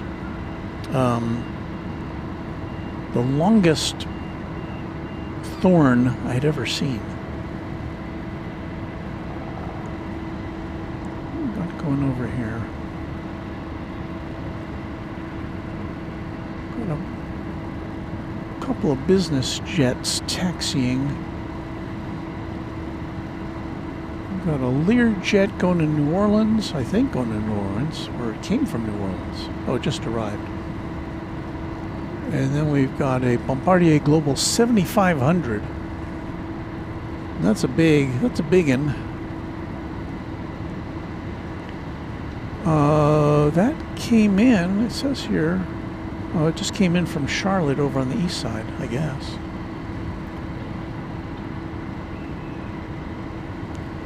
Left Charlotte 4 hours and 55 minutes ago. Is that long of a trip? No, I think what happened here is this. 189, let's say, right? This plane parked. This Bombardier Global.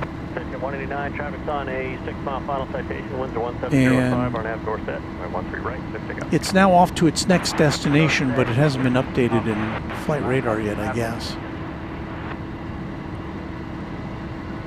So it wouldn't take that long to get from Charlotte to here.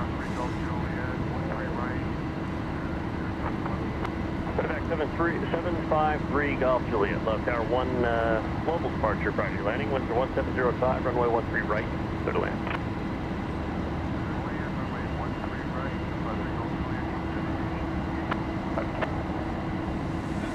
Got a Cessna Citation Ultra coming in.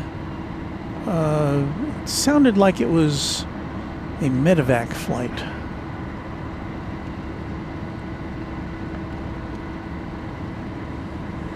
So what do you think for this Bombardier Global 7500? It looks like it could seat about maybe 18 or 20 on a 1-1 seating arrangement. It's a big plane. It's got a turn and burn.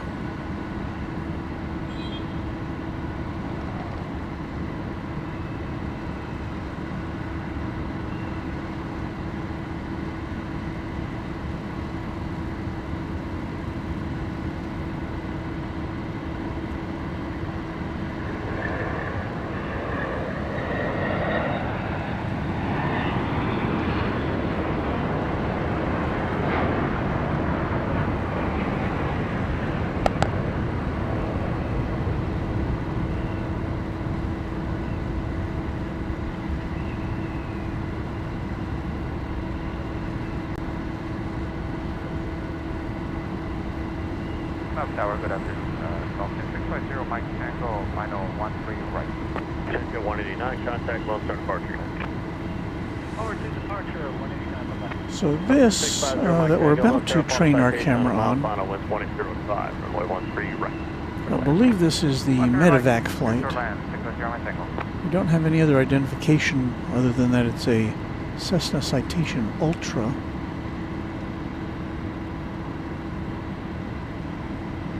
It appears to be coming from Jackson, Mississippi.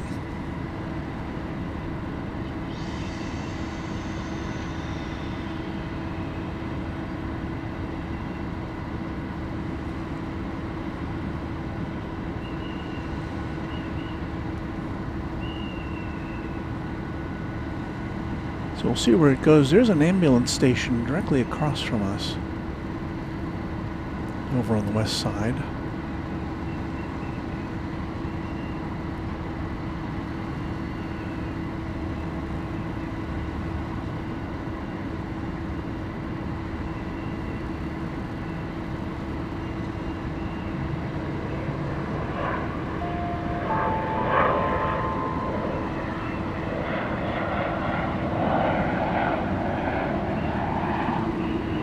Almost looks like it's got a Nike swoosh on it, but that can't be it.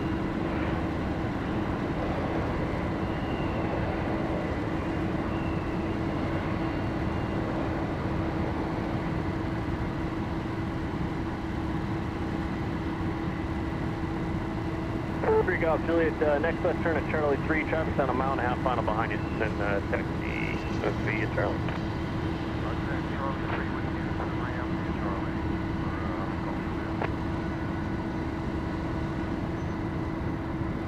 So this plane's got to get off the runway for the next arrival,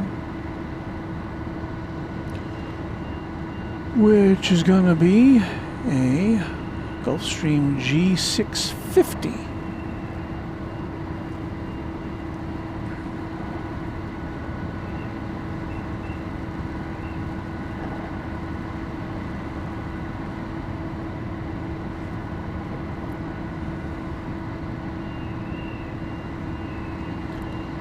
This plane coming to us from Austin, Texas.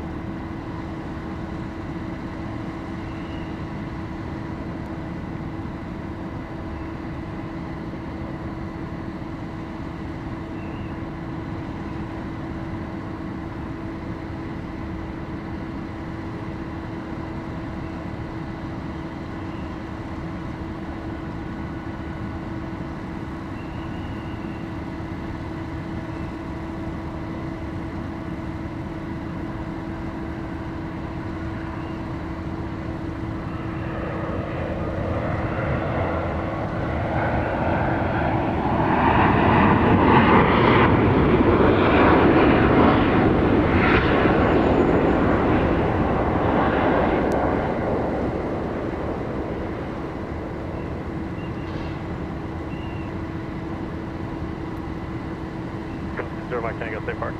And landing. 0 Mike Tango, Charlie 8, monitor ground on the way in. Have a good night. Charlie 8 and monitor ground 650 London. Well, pretty laid back stream tonight, I would say.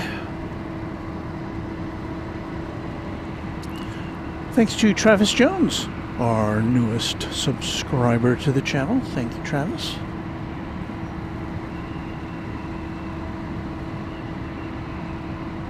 John Southwell says Bombardier Global is the fastest and can fly the furthest of all the exec jets, it says.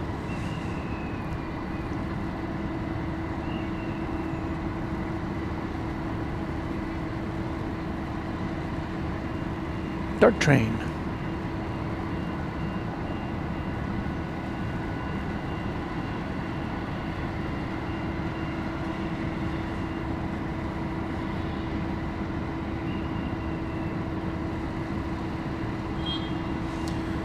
Southwest Airlines plane being serviced after arrival.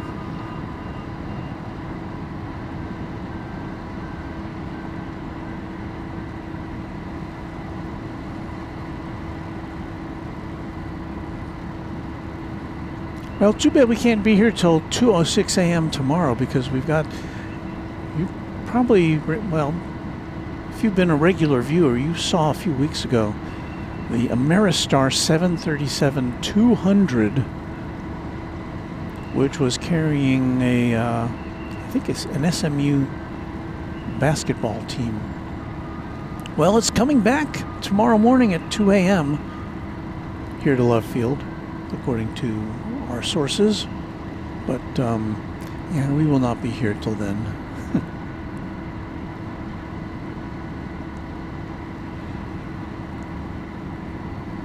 In about 45 minutes, there'll be a Delta 717 taking off for Atlanta. I don't think the level of activity will be able to sustain us through then, so we may have to bail out before that occurs.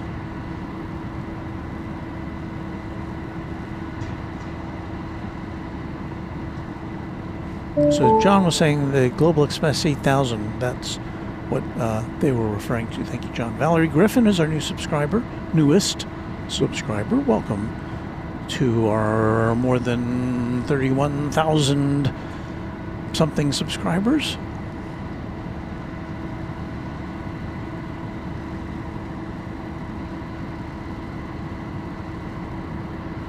Skittles, I guess we're keeping Skittles from cleaning her house, but she got the garage taken care of, so that's nice.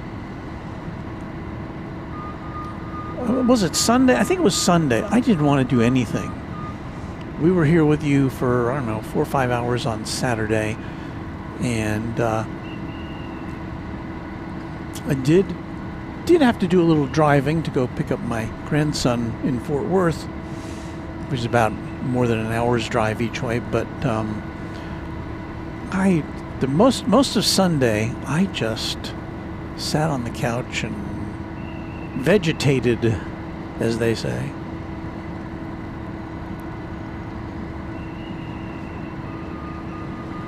Flyer KG says, cool thing is I caught that 737-200 parked at Raleigh-Durham the same day.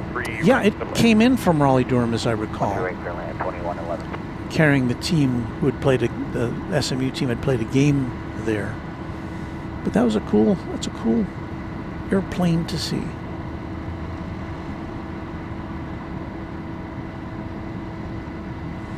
Sarah says, well, I was on the 7th floor of the Beth Israel Hospital, and of course many of you know Sarah was hospitalized recently.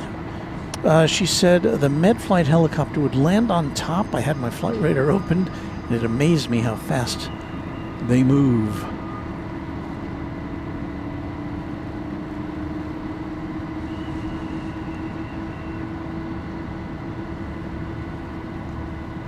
Incoming Flight 2111 from Las Vegas, Nevada, a 737-700.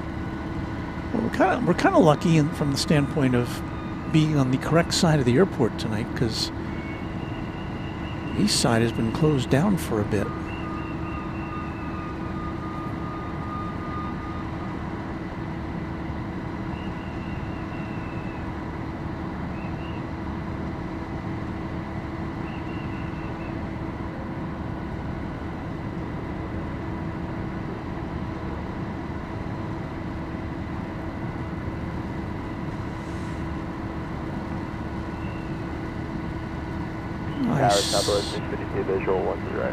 I see Farid Abed in the chat. Hello to you, Farid.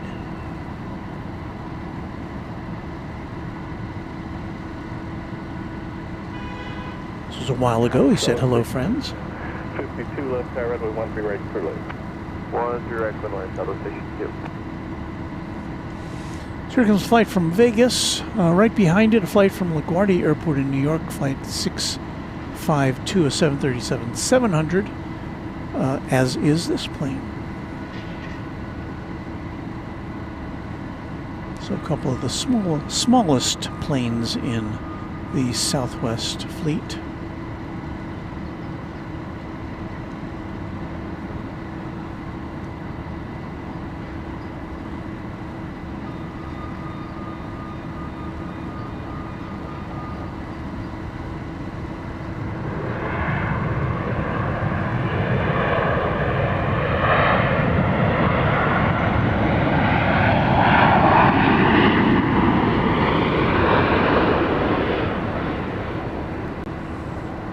I'm also kind of looking forward to when these cameras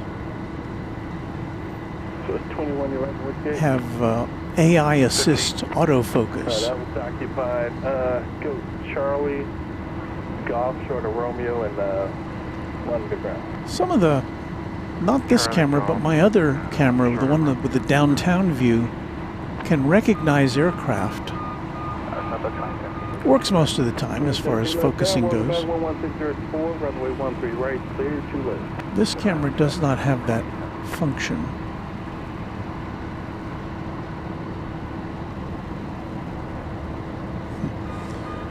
Your Taco says those vertical stabilizers on the 737-700s are hilariously gigantic looking.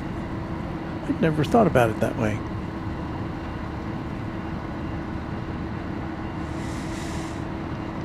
All right, the flight from, wait, what is this? Oh, this is flight from LaGuardia, flight 652, 737-700 with the ridiculously large vertical stabilizer. And right behind that, Southwest 2817 from Phoenix. That one will be a MAX 8.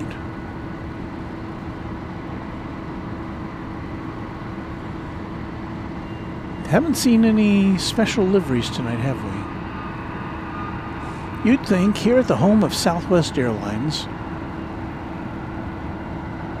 that would be something we'd get to see on a more regular basis.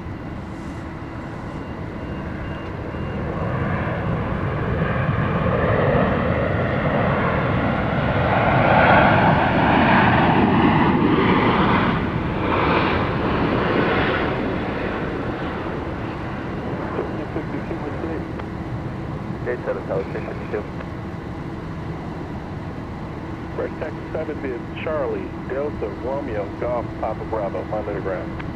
Charlie, Delta, Romeo, Papa Bravo, monitor ground, Southwest Station 2. Romeo, Golf, Papa Bravo. Romeo, Golf, Papa Bravo, Southwest Station 2.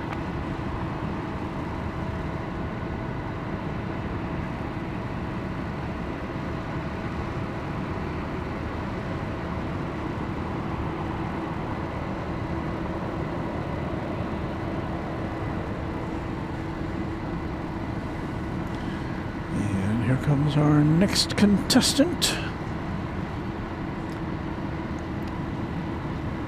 Flight from Phoenix, a MAX 8.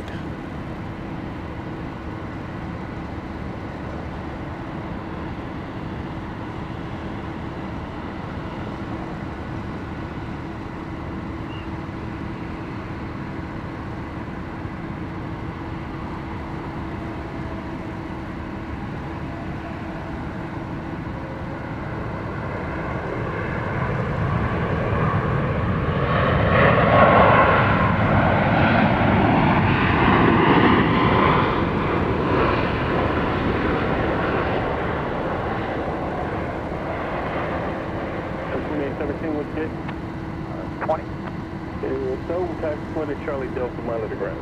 Charlie Delta, monitor ground, Southwest 2870. And now it goes quiet for a little while here, I think.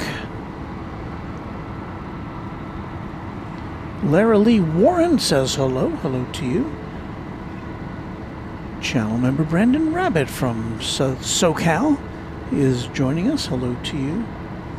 Seth Rubel-Kalba, day 14, trying not to put off studying for chem. Hopefully, you're able to stay cozy this weekend. Fun question, early morning pre-flight breakfast at Whataburger or McDonald's? That's a tough one. You know, I have...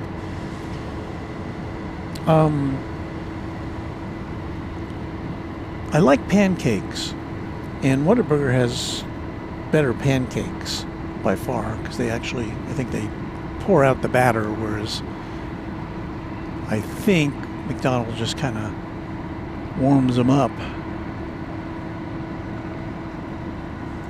But McDonald's has real butter, which I love, and Whataburger has, I don't know what it is,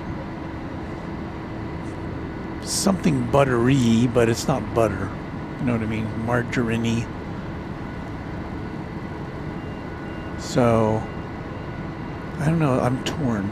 The pancakes are better, though, at Whataburger.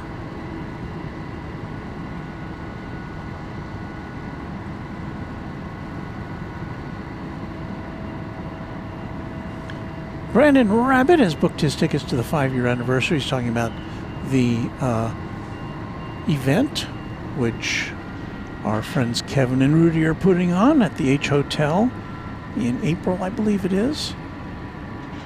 I regrettably can't break off to be a part of that, but I'll be there in spirit.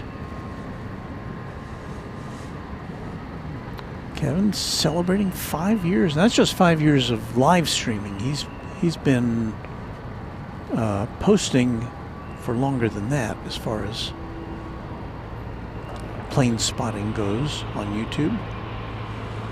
So big congratulations in store, or is due, to our friend Kevin of Airline Videos Live.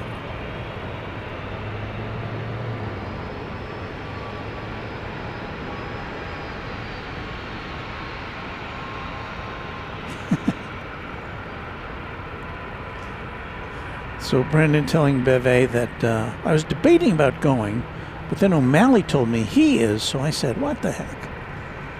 Well, it's always a good time when O'Malley's there, so say hello to our friend O'Malley for me, if you would.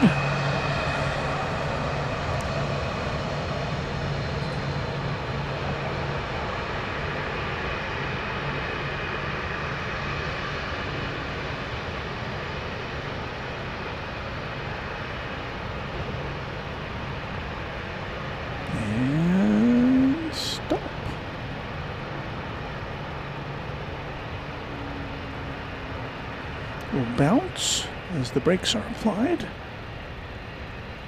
Get ready for the gate 7 gangway to move forward.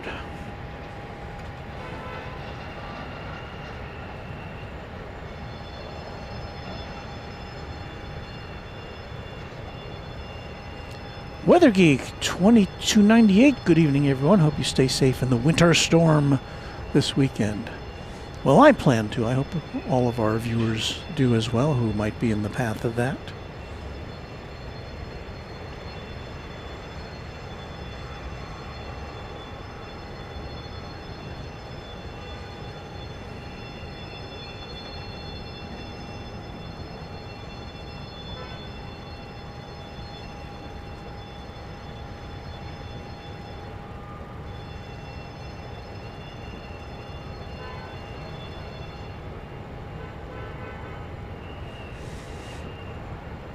Harp Gregory 67 with a memory. When Learjet was in production, I used to watch every first flight, probably the first 25 years at Learjet, Wichita, Kansas. Man, I miss those days. That's a nice memory to have and to share with us. Thank you.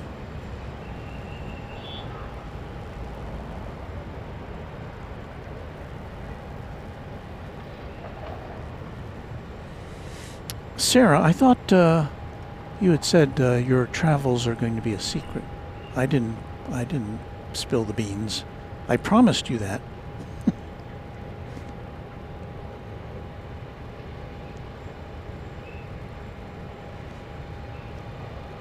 So Seth wants to know if I heard about the International Space Station crashing in 2031.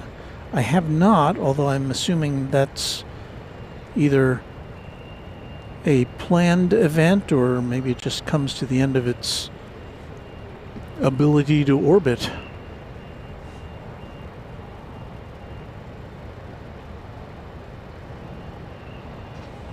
But Beve says, yep, a watery grave for it in a remote location in the Pacific. So I guess it is being plotted out. It's been up there for quite a while, that space station thing. And heck, we're going to the moon next month. Is that right? You know,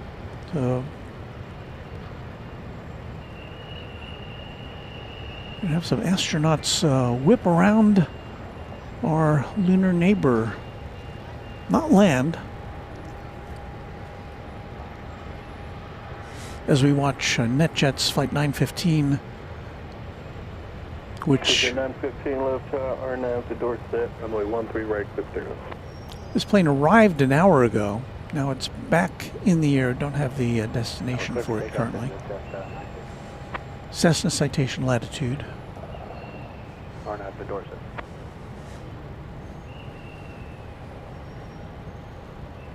So Matt Farrar says SpaceX has the contracts to deorbit the International Space Station. That's a big hunk of stuff. I mean, that's pretty massive. I guess a lot of it will burn up in the atmosphere, but something that big probably will have a lot of debris raining down.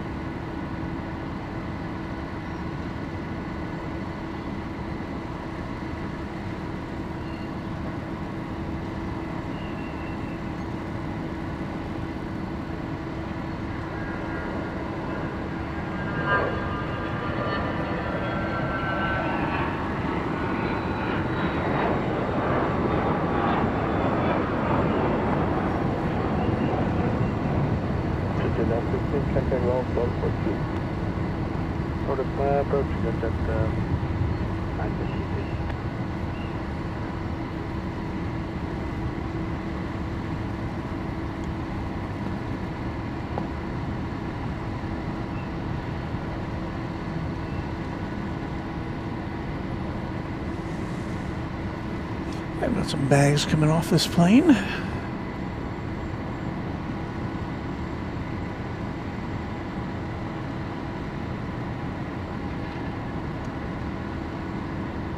Take a look at that.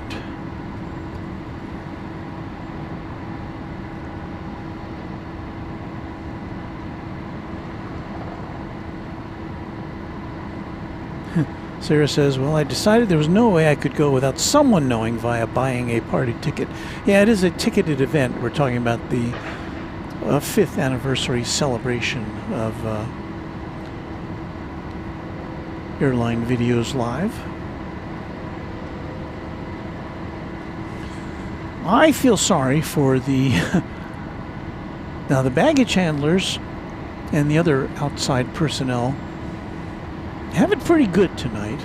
Temperature in the, I guess we're down to the upper, no, still 51 degrees here.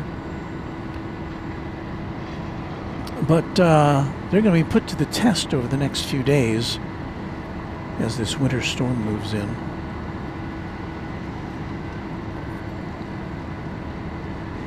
Oh, so Sarah spilled the beans already on AVL. Okay. Flyer KG enjoyed the sound of the citation that we saw earlier. Bill Brock 7652. Do you ever see Jerry Jones flying in or out of Love Field? Well, we had a plane, I think it was on Saturday's broadcast, that someone in the audience identified as Jerry Jones' plane. I don't know what his plane is, but somebody in the audience said, hey, that's Jerry Jones's plane.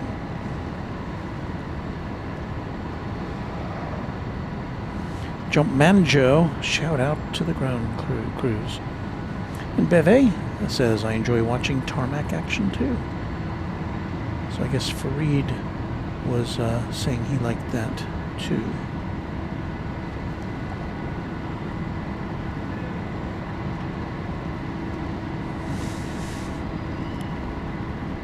Well, just about 10 o'clock here in the Central Time Zone, just shy of 10 o'clock.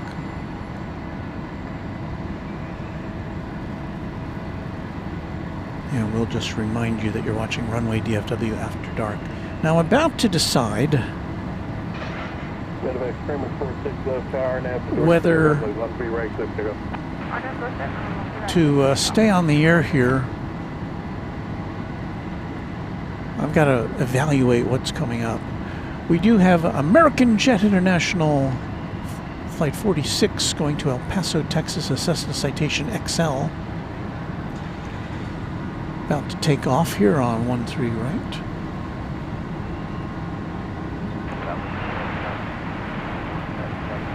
I hope you're enjoying our tri-camera coverage.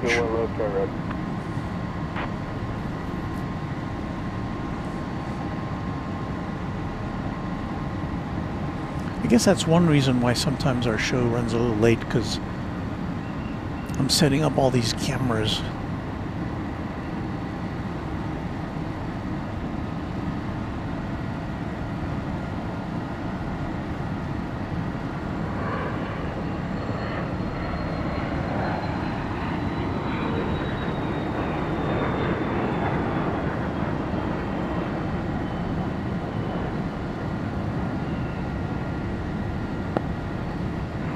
India Charlie 201 low power, nav door set, runway 13 right, 60.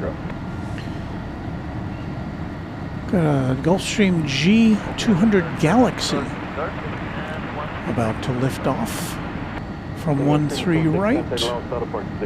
Contact Clark, Terminal Camera 46, good night.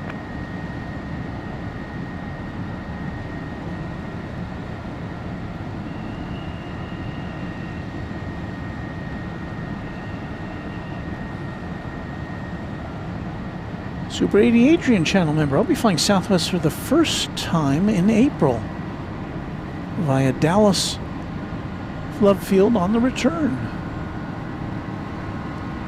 Well, we'll have to get a trip report from you, Super 80 Adrian, because I have not been on Southwest. I don't even know if I've been on Southwest this century. I know I've been on Southwest. But as I said before, my recollection is that it was still at a time when they used plastic cards for boarding.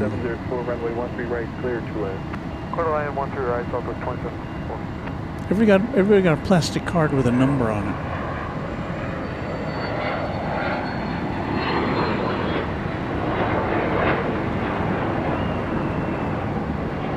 But you'd still have to find your own seat because there was no assigned seating until, I guess, next week when Southwest will inaugurate its seating policy. You'll be able to, I guess, you can already now buy tickets with assigned seats, but they haven't switched over until the 27th, I believe it is. So I guess it'll be next Monday. Bevan likes the TriCam coverage. You know what I haven't done in a while? Let's see here.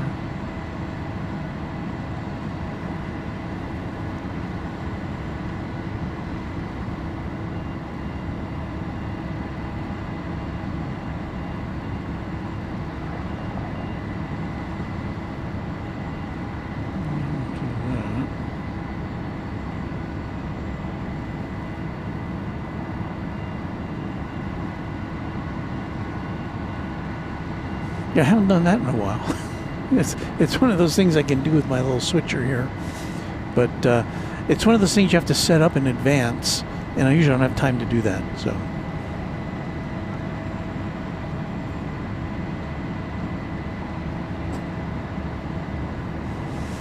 Now this plane has its marker lights on, although it's not going anywhere because it's got so attached to the jetway. I guess what we're doing now is we're marking time to see if we can stay on the air long enough to bring you the departure of the Delta 717 to Atlanta, which is supposed to be here, supposed to be coming up in about 15 minutes or so. In the meanwhile, Southwest Flight 2764 is coming in from Nashville, 737-700. Southwest 1085, now look down to the right. Just 1085, left turn, runway 13 right, clear, 2 left. Good land, 13 right.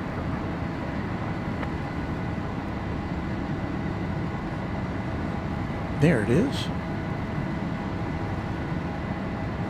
Channel member Dale Helton is checking out. We'll catch you next time, Dale. Thanks for watching.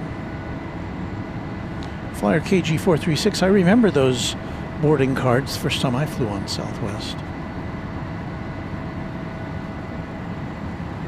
And Super 80 Adrian says, I guess I'll have a more normal boarding procedure after the new policy. I'm still, I mean, I like assigned seating, but it's still, on the flights that I've had recently on American, it still seems very chaotic. And I can contrast that with Korean Air when I flew to Seoul last September, my first 747 ride. There were only, as I recall, there were only 3 groups, and they had everybody line up in a very orderly fashion, and it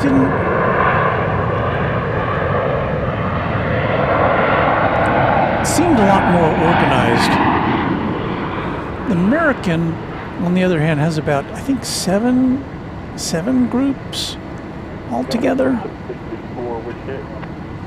And I don't think that even counts the pre-boarding for families and the elderly and people who need assistance. And then they've got all these other groups, you know, depending on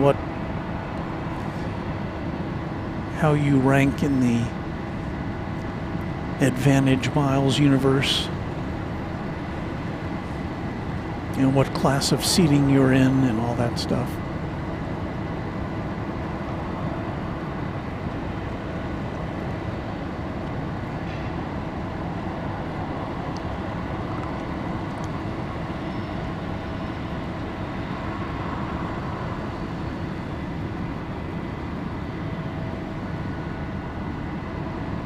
One thing I did notice when we went to the Cayman Islands is that American boards, both from the front and rear of the planes. Now these are stairs that you've got to climb up. There's no jetways at Owen Roberts Airport in Grand Cayman, but it does make things a little more efficient. Does it not, if you're ingesting passengers from the front and the rear?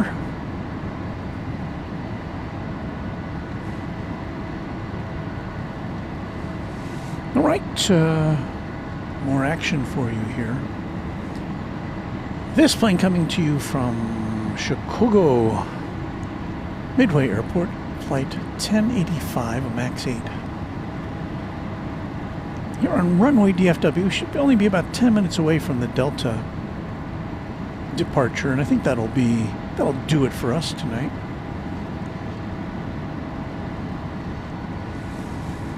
I may still get out of here in time to get me a Chick-fil-A sandwich on the way home.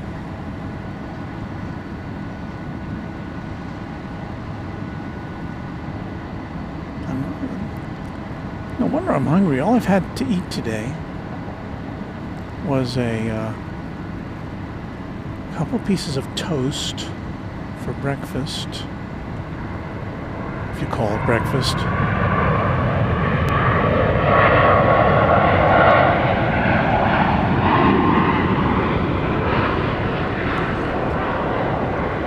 And then as I was sitting at the Starbucks for 2 hours leading up to, I guess more like 2.5 hours, doing my other job while I waited to come up here, I had a coffee and what did I have? A cheese Danish. I like the cheese Danish, but it doesn't really fill you up. So, yeah, I may treat myself to a little chicken sandwich on the way home.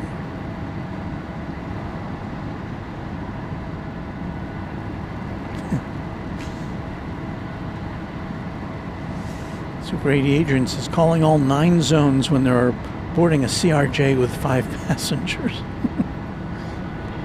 That sounds like something American Airlines would do. We saw a DART train whiz by there in the background.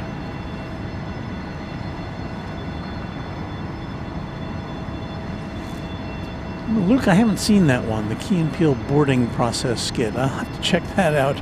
It just sounds hilarious.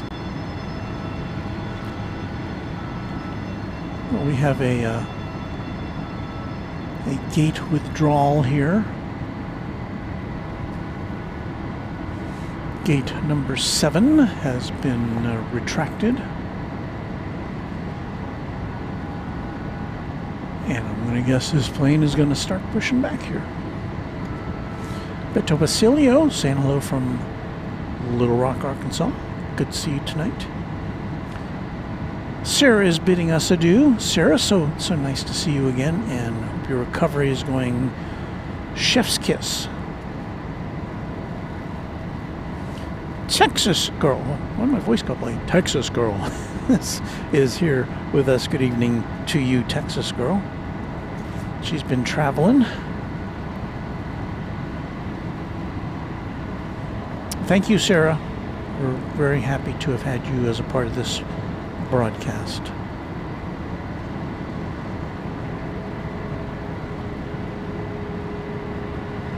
Wood Doctor, when I flew on a Cessna 402, they lined us up single file to the plane and told each where to sit based on plane weight and balance. Yeah, I've heard that happens on smaller planes, understandably, I guess.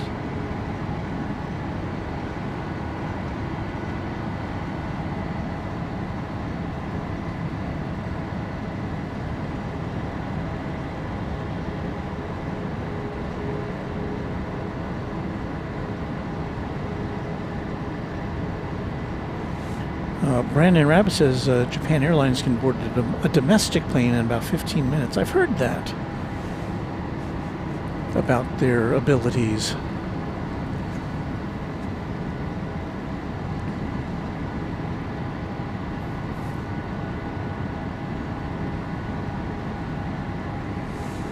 Don't see Delta on the radar yet.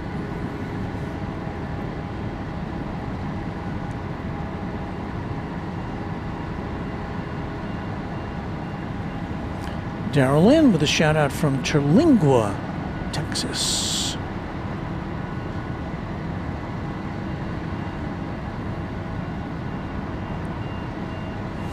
Mrs. Runway DFW and I started watching a show which I think has completed 2 seasons. We've just watched the first episode. We're kind of like that, of a show called Landman, which is set in Texas, about the oil industry, the rough and tumble behind the scenes of the oil industry. It's interesting. We're going to watch the second episode.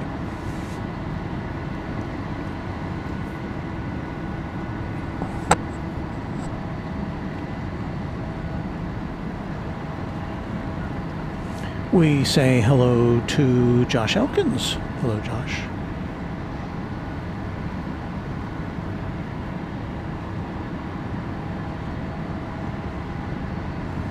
So Texas Girl just got home from work. My vacation starts Friday morning.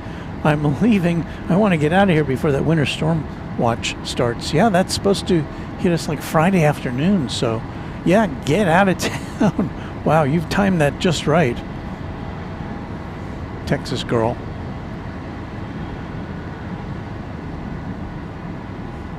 Who wants to be here in this and that mess?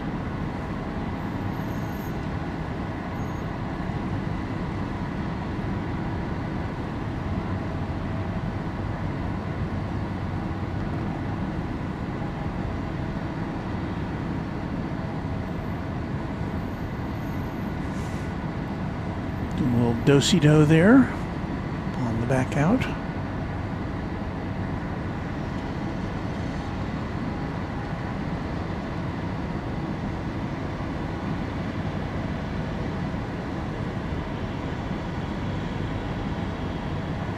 Now let's see if this gets detached or if it moves forward. I have a feeling this plane's going to be going to the overnight rest area, but I may be wrong.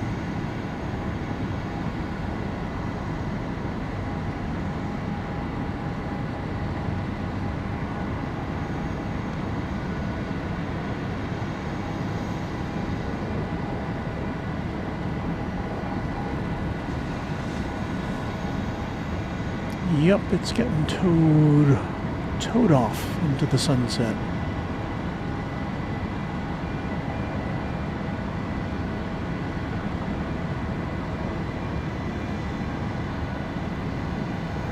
Here 3780 Foxtrot left, sky runway 13 right, clear for takeoff. Clear for takeoff, 13 right, 80 Foxtrot. We got a Beech 200 Super King Air going to Houston Hobby Airport. Wow, we don't even have a jingle for this one. It is from the year 1978. This plane will be a 48-year-old aircraft.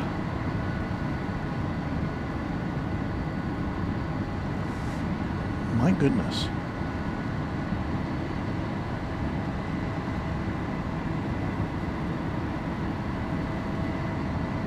Yeah, our jingles don't begin at the year 1980, so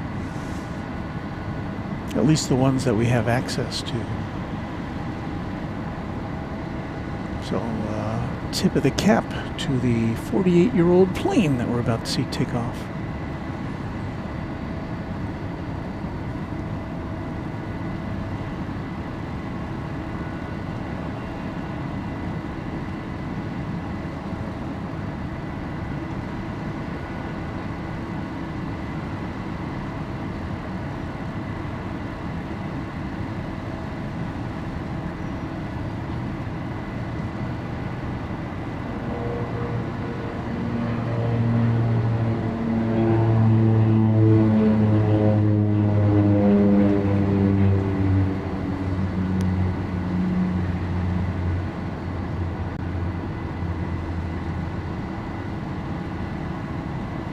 Right here, Foxtrot, contact Lone Star 2.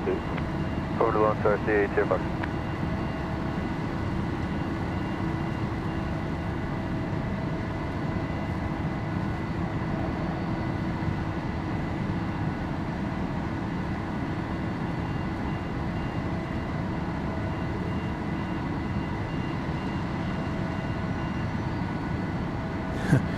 Seth says the chat will be your choir for this one. Well, we're now waiting, and I hope it will be soon because it's supposed to be taking off here shortly for the Delta 717 going to Atlanta, which I'm planning to make as our final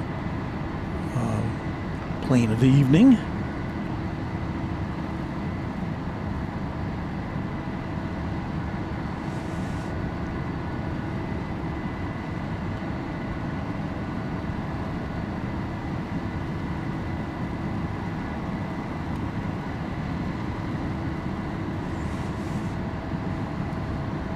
Brandon says I was not a thought in 1978.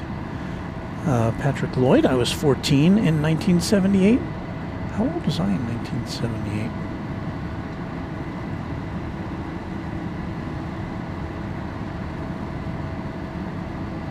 doesn't sound right.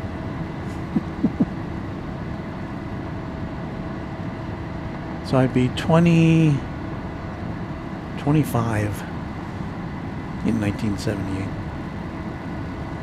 Wood Doctor says, I've never been in a King Air. Looks like it would be comfy. I imagine it would be. Seth likes the layout. You can see back there is the table we usually use. It's just for setting things up. I've got everything kind of concentrated a little more than usual here, with everything attached to a folding step stool.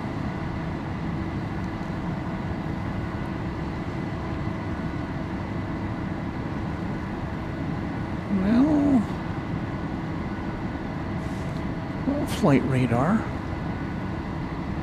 See if we can figure out what this deal on the Delta plane. Oh, we don't have any Deltas going out. I thought we had one going out, but looks like the answer is nay.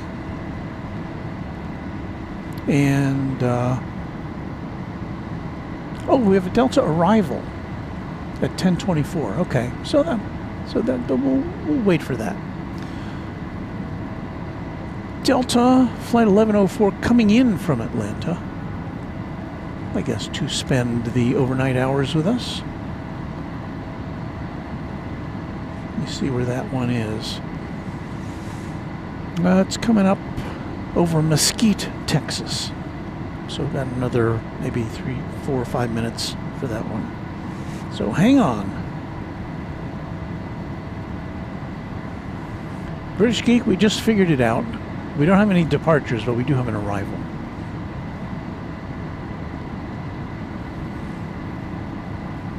And it says it's about 3 minutes away. I'm going to guess maybe a little longer than that. So we'll just kind of kick back and relax and wait for that one to get here.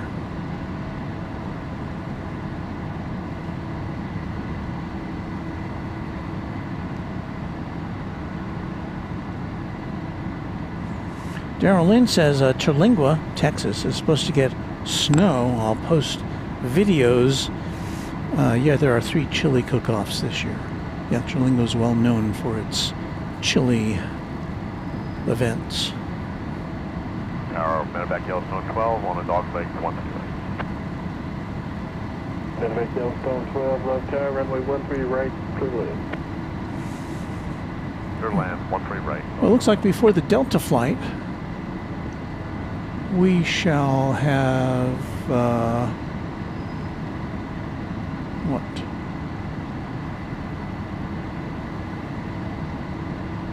Something's been cleared to land. An Embraer Phenom 300E is coming in.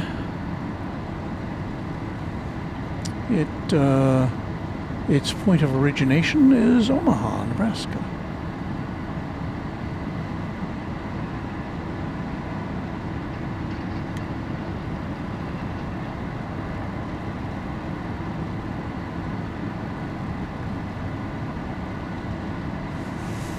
So we're looking to the south here. We will look to the north here for this next arrival.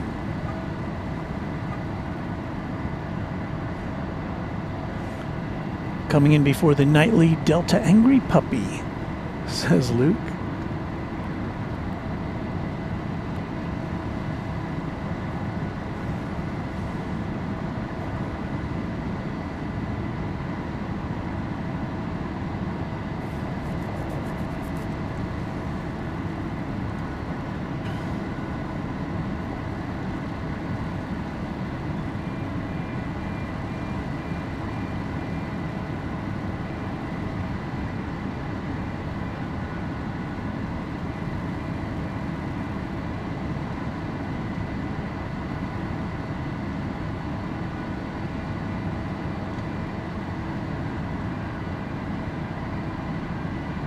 Isn't this relaxing?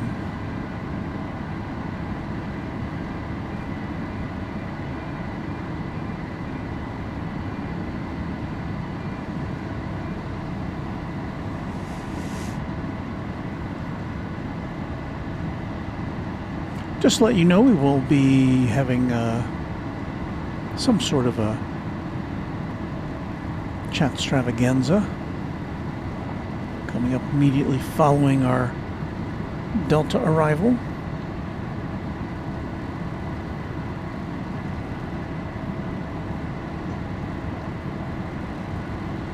Chat extravaganza, an exclusive feature of Runway DFW, where you chat, I pack up, and we play music. Taxi ramp is Charlie 8, monitor ground. Charlie 8, monitor ground.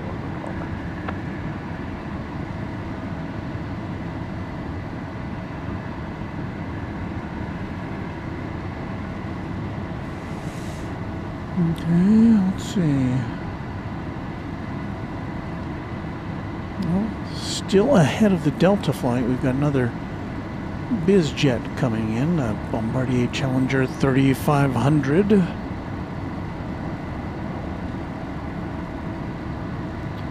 This one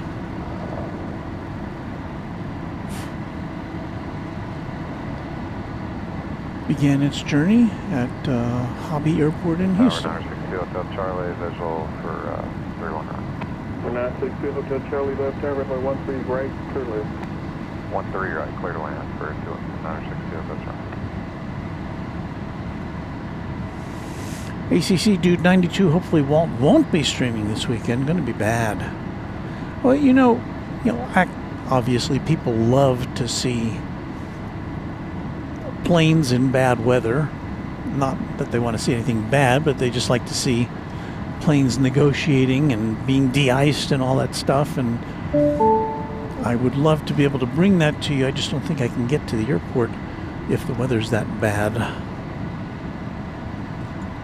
Texas Girl saying good night. Good night to you, Texas Girl. And if I don't talk to you before you depart, have a great vacation. I'm leaving on Friday. Pardon me? Oh, yeah. Runway DFW. It's our YouTube channel.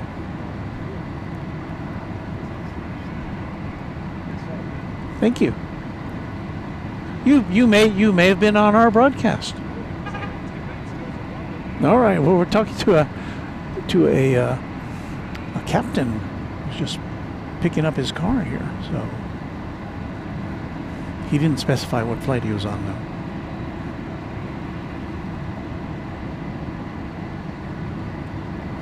Well, this is interesting. Ron Cole says last time I flew out of Dallas Love Field was on a B-17. It was an excursion flight, 20-minute flight around Dallas for $400.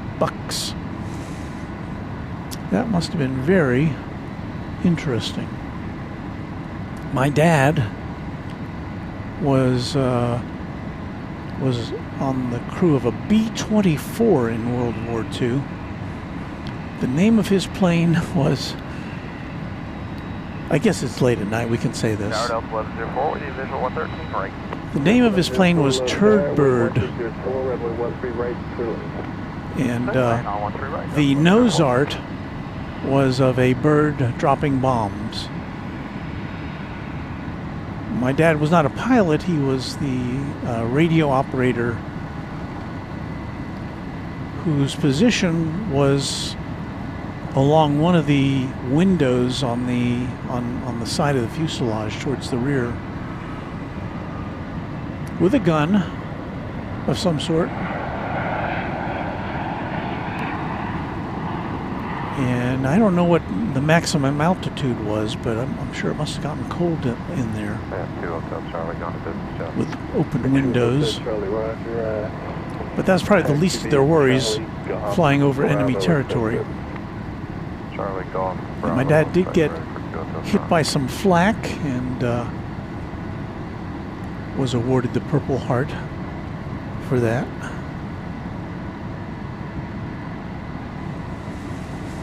All right, Delta Flight 1104.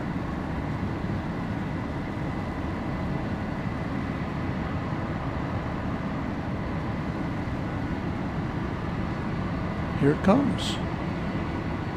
The Boeing 717 aircraft. This is a 23-year-old plane dating back to the year 2002. In fact, it'll celebrate its 24th birthday next month.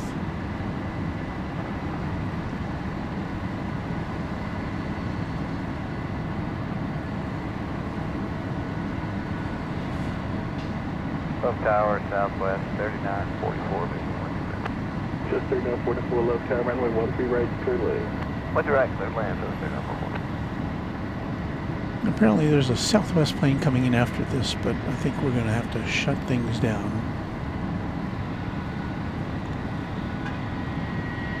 As I've got to be up at the crack of dawn tomorrow.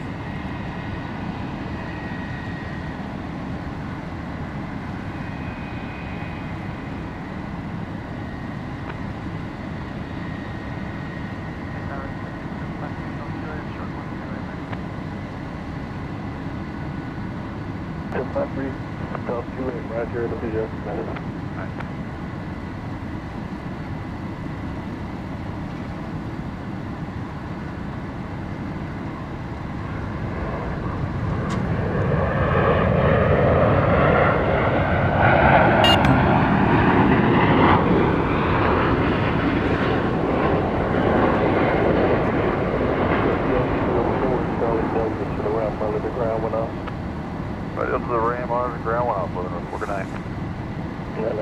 Well, we always speculate how much longer Delta will be flying this particular aircraft. Bravo, Mike 6, and cross 13 left to the business jet for fuel control. So you can monitor ground flight number 5.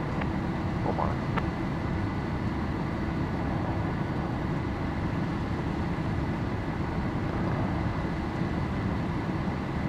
So we'll follow it along until it gets out of our sight, and then we'll start to wrap things up.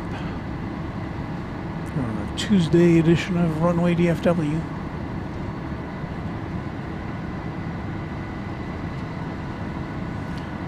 We thank Skittles, one of our original members, 32 months.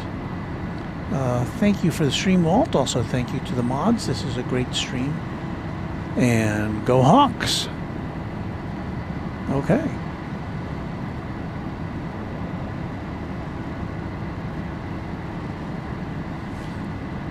So, Skittles, I guess we prevented you from doing house cleaning tonight, so you can thank us later.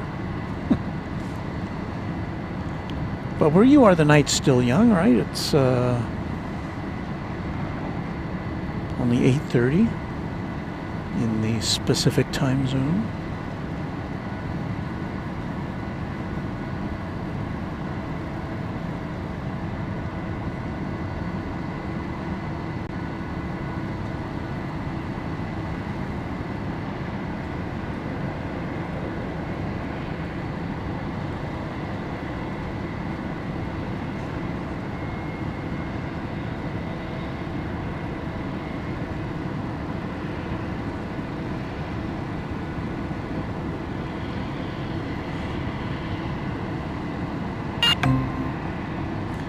So this plane will be spending the night here.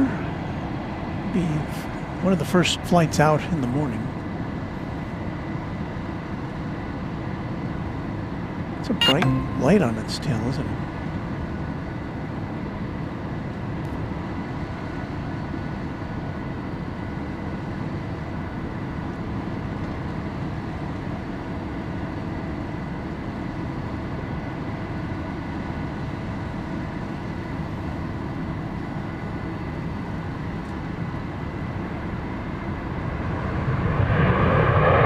Little bonus action here.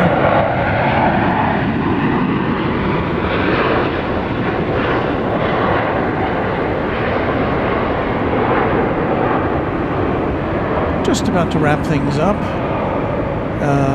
Flight 3944, just touching down from San Diego, California, 737-800, and that, my internet friends, is going to do it for us tonight here on Runway DFW. Hang on, I got a couple things to dial up here. Wellington Flights Live, Kevin, a member for 32 months, also one of our original members. And ooh, I got the same.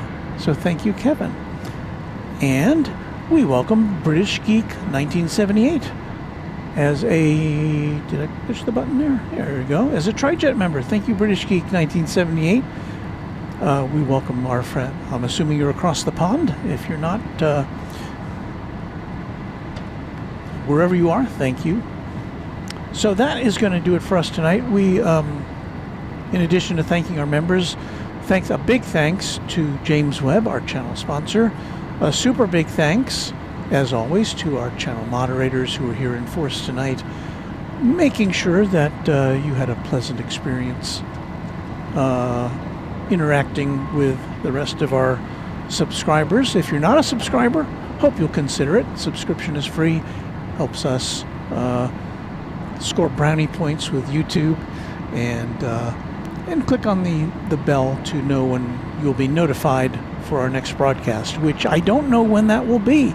I don't know if we'll be here on Thursday night. Depends on how the weather is getting, I imagine.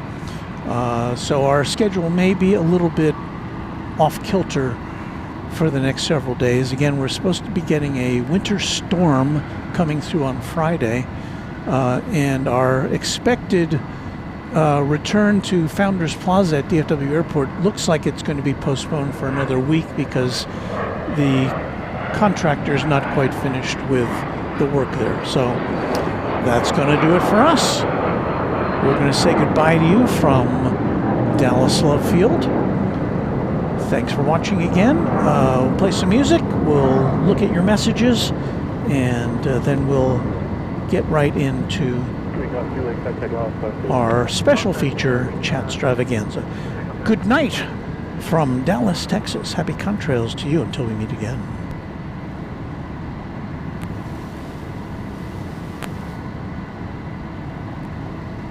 And the music is supposed to be starting now. Ah.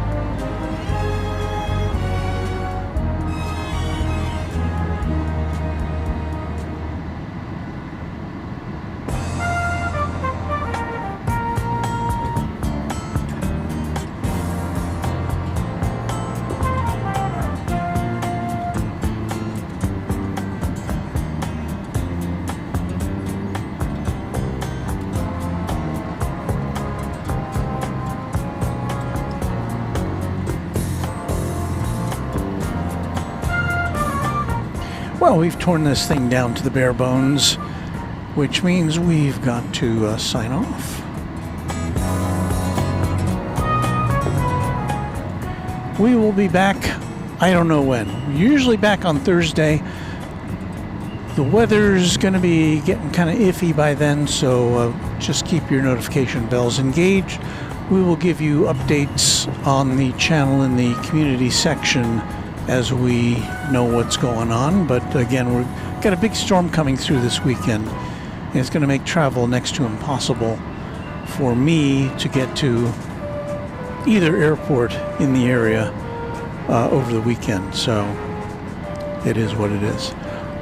So that ends Chat Extravaganza. I will take that out. We will say thank you again to you for watching. Thank you, James Webb.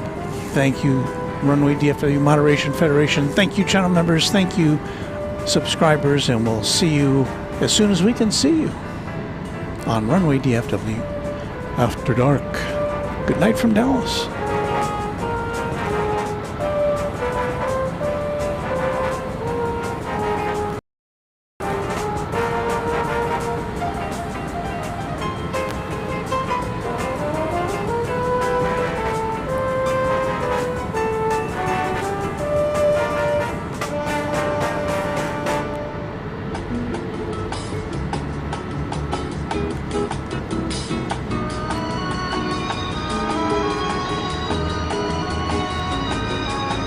This is Warren Barnett speaking for Runway DFW, a Runway DFW production, all rights reserved.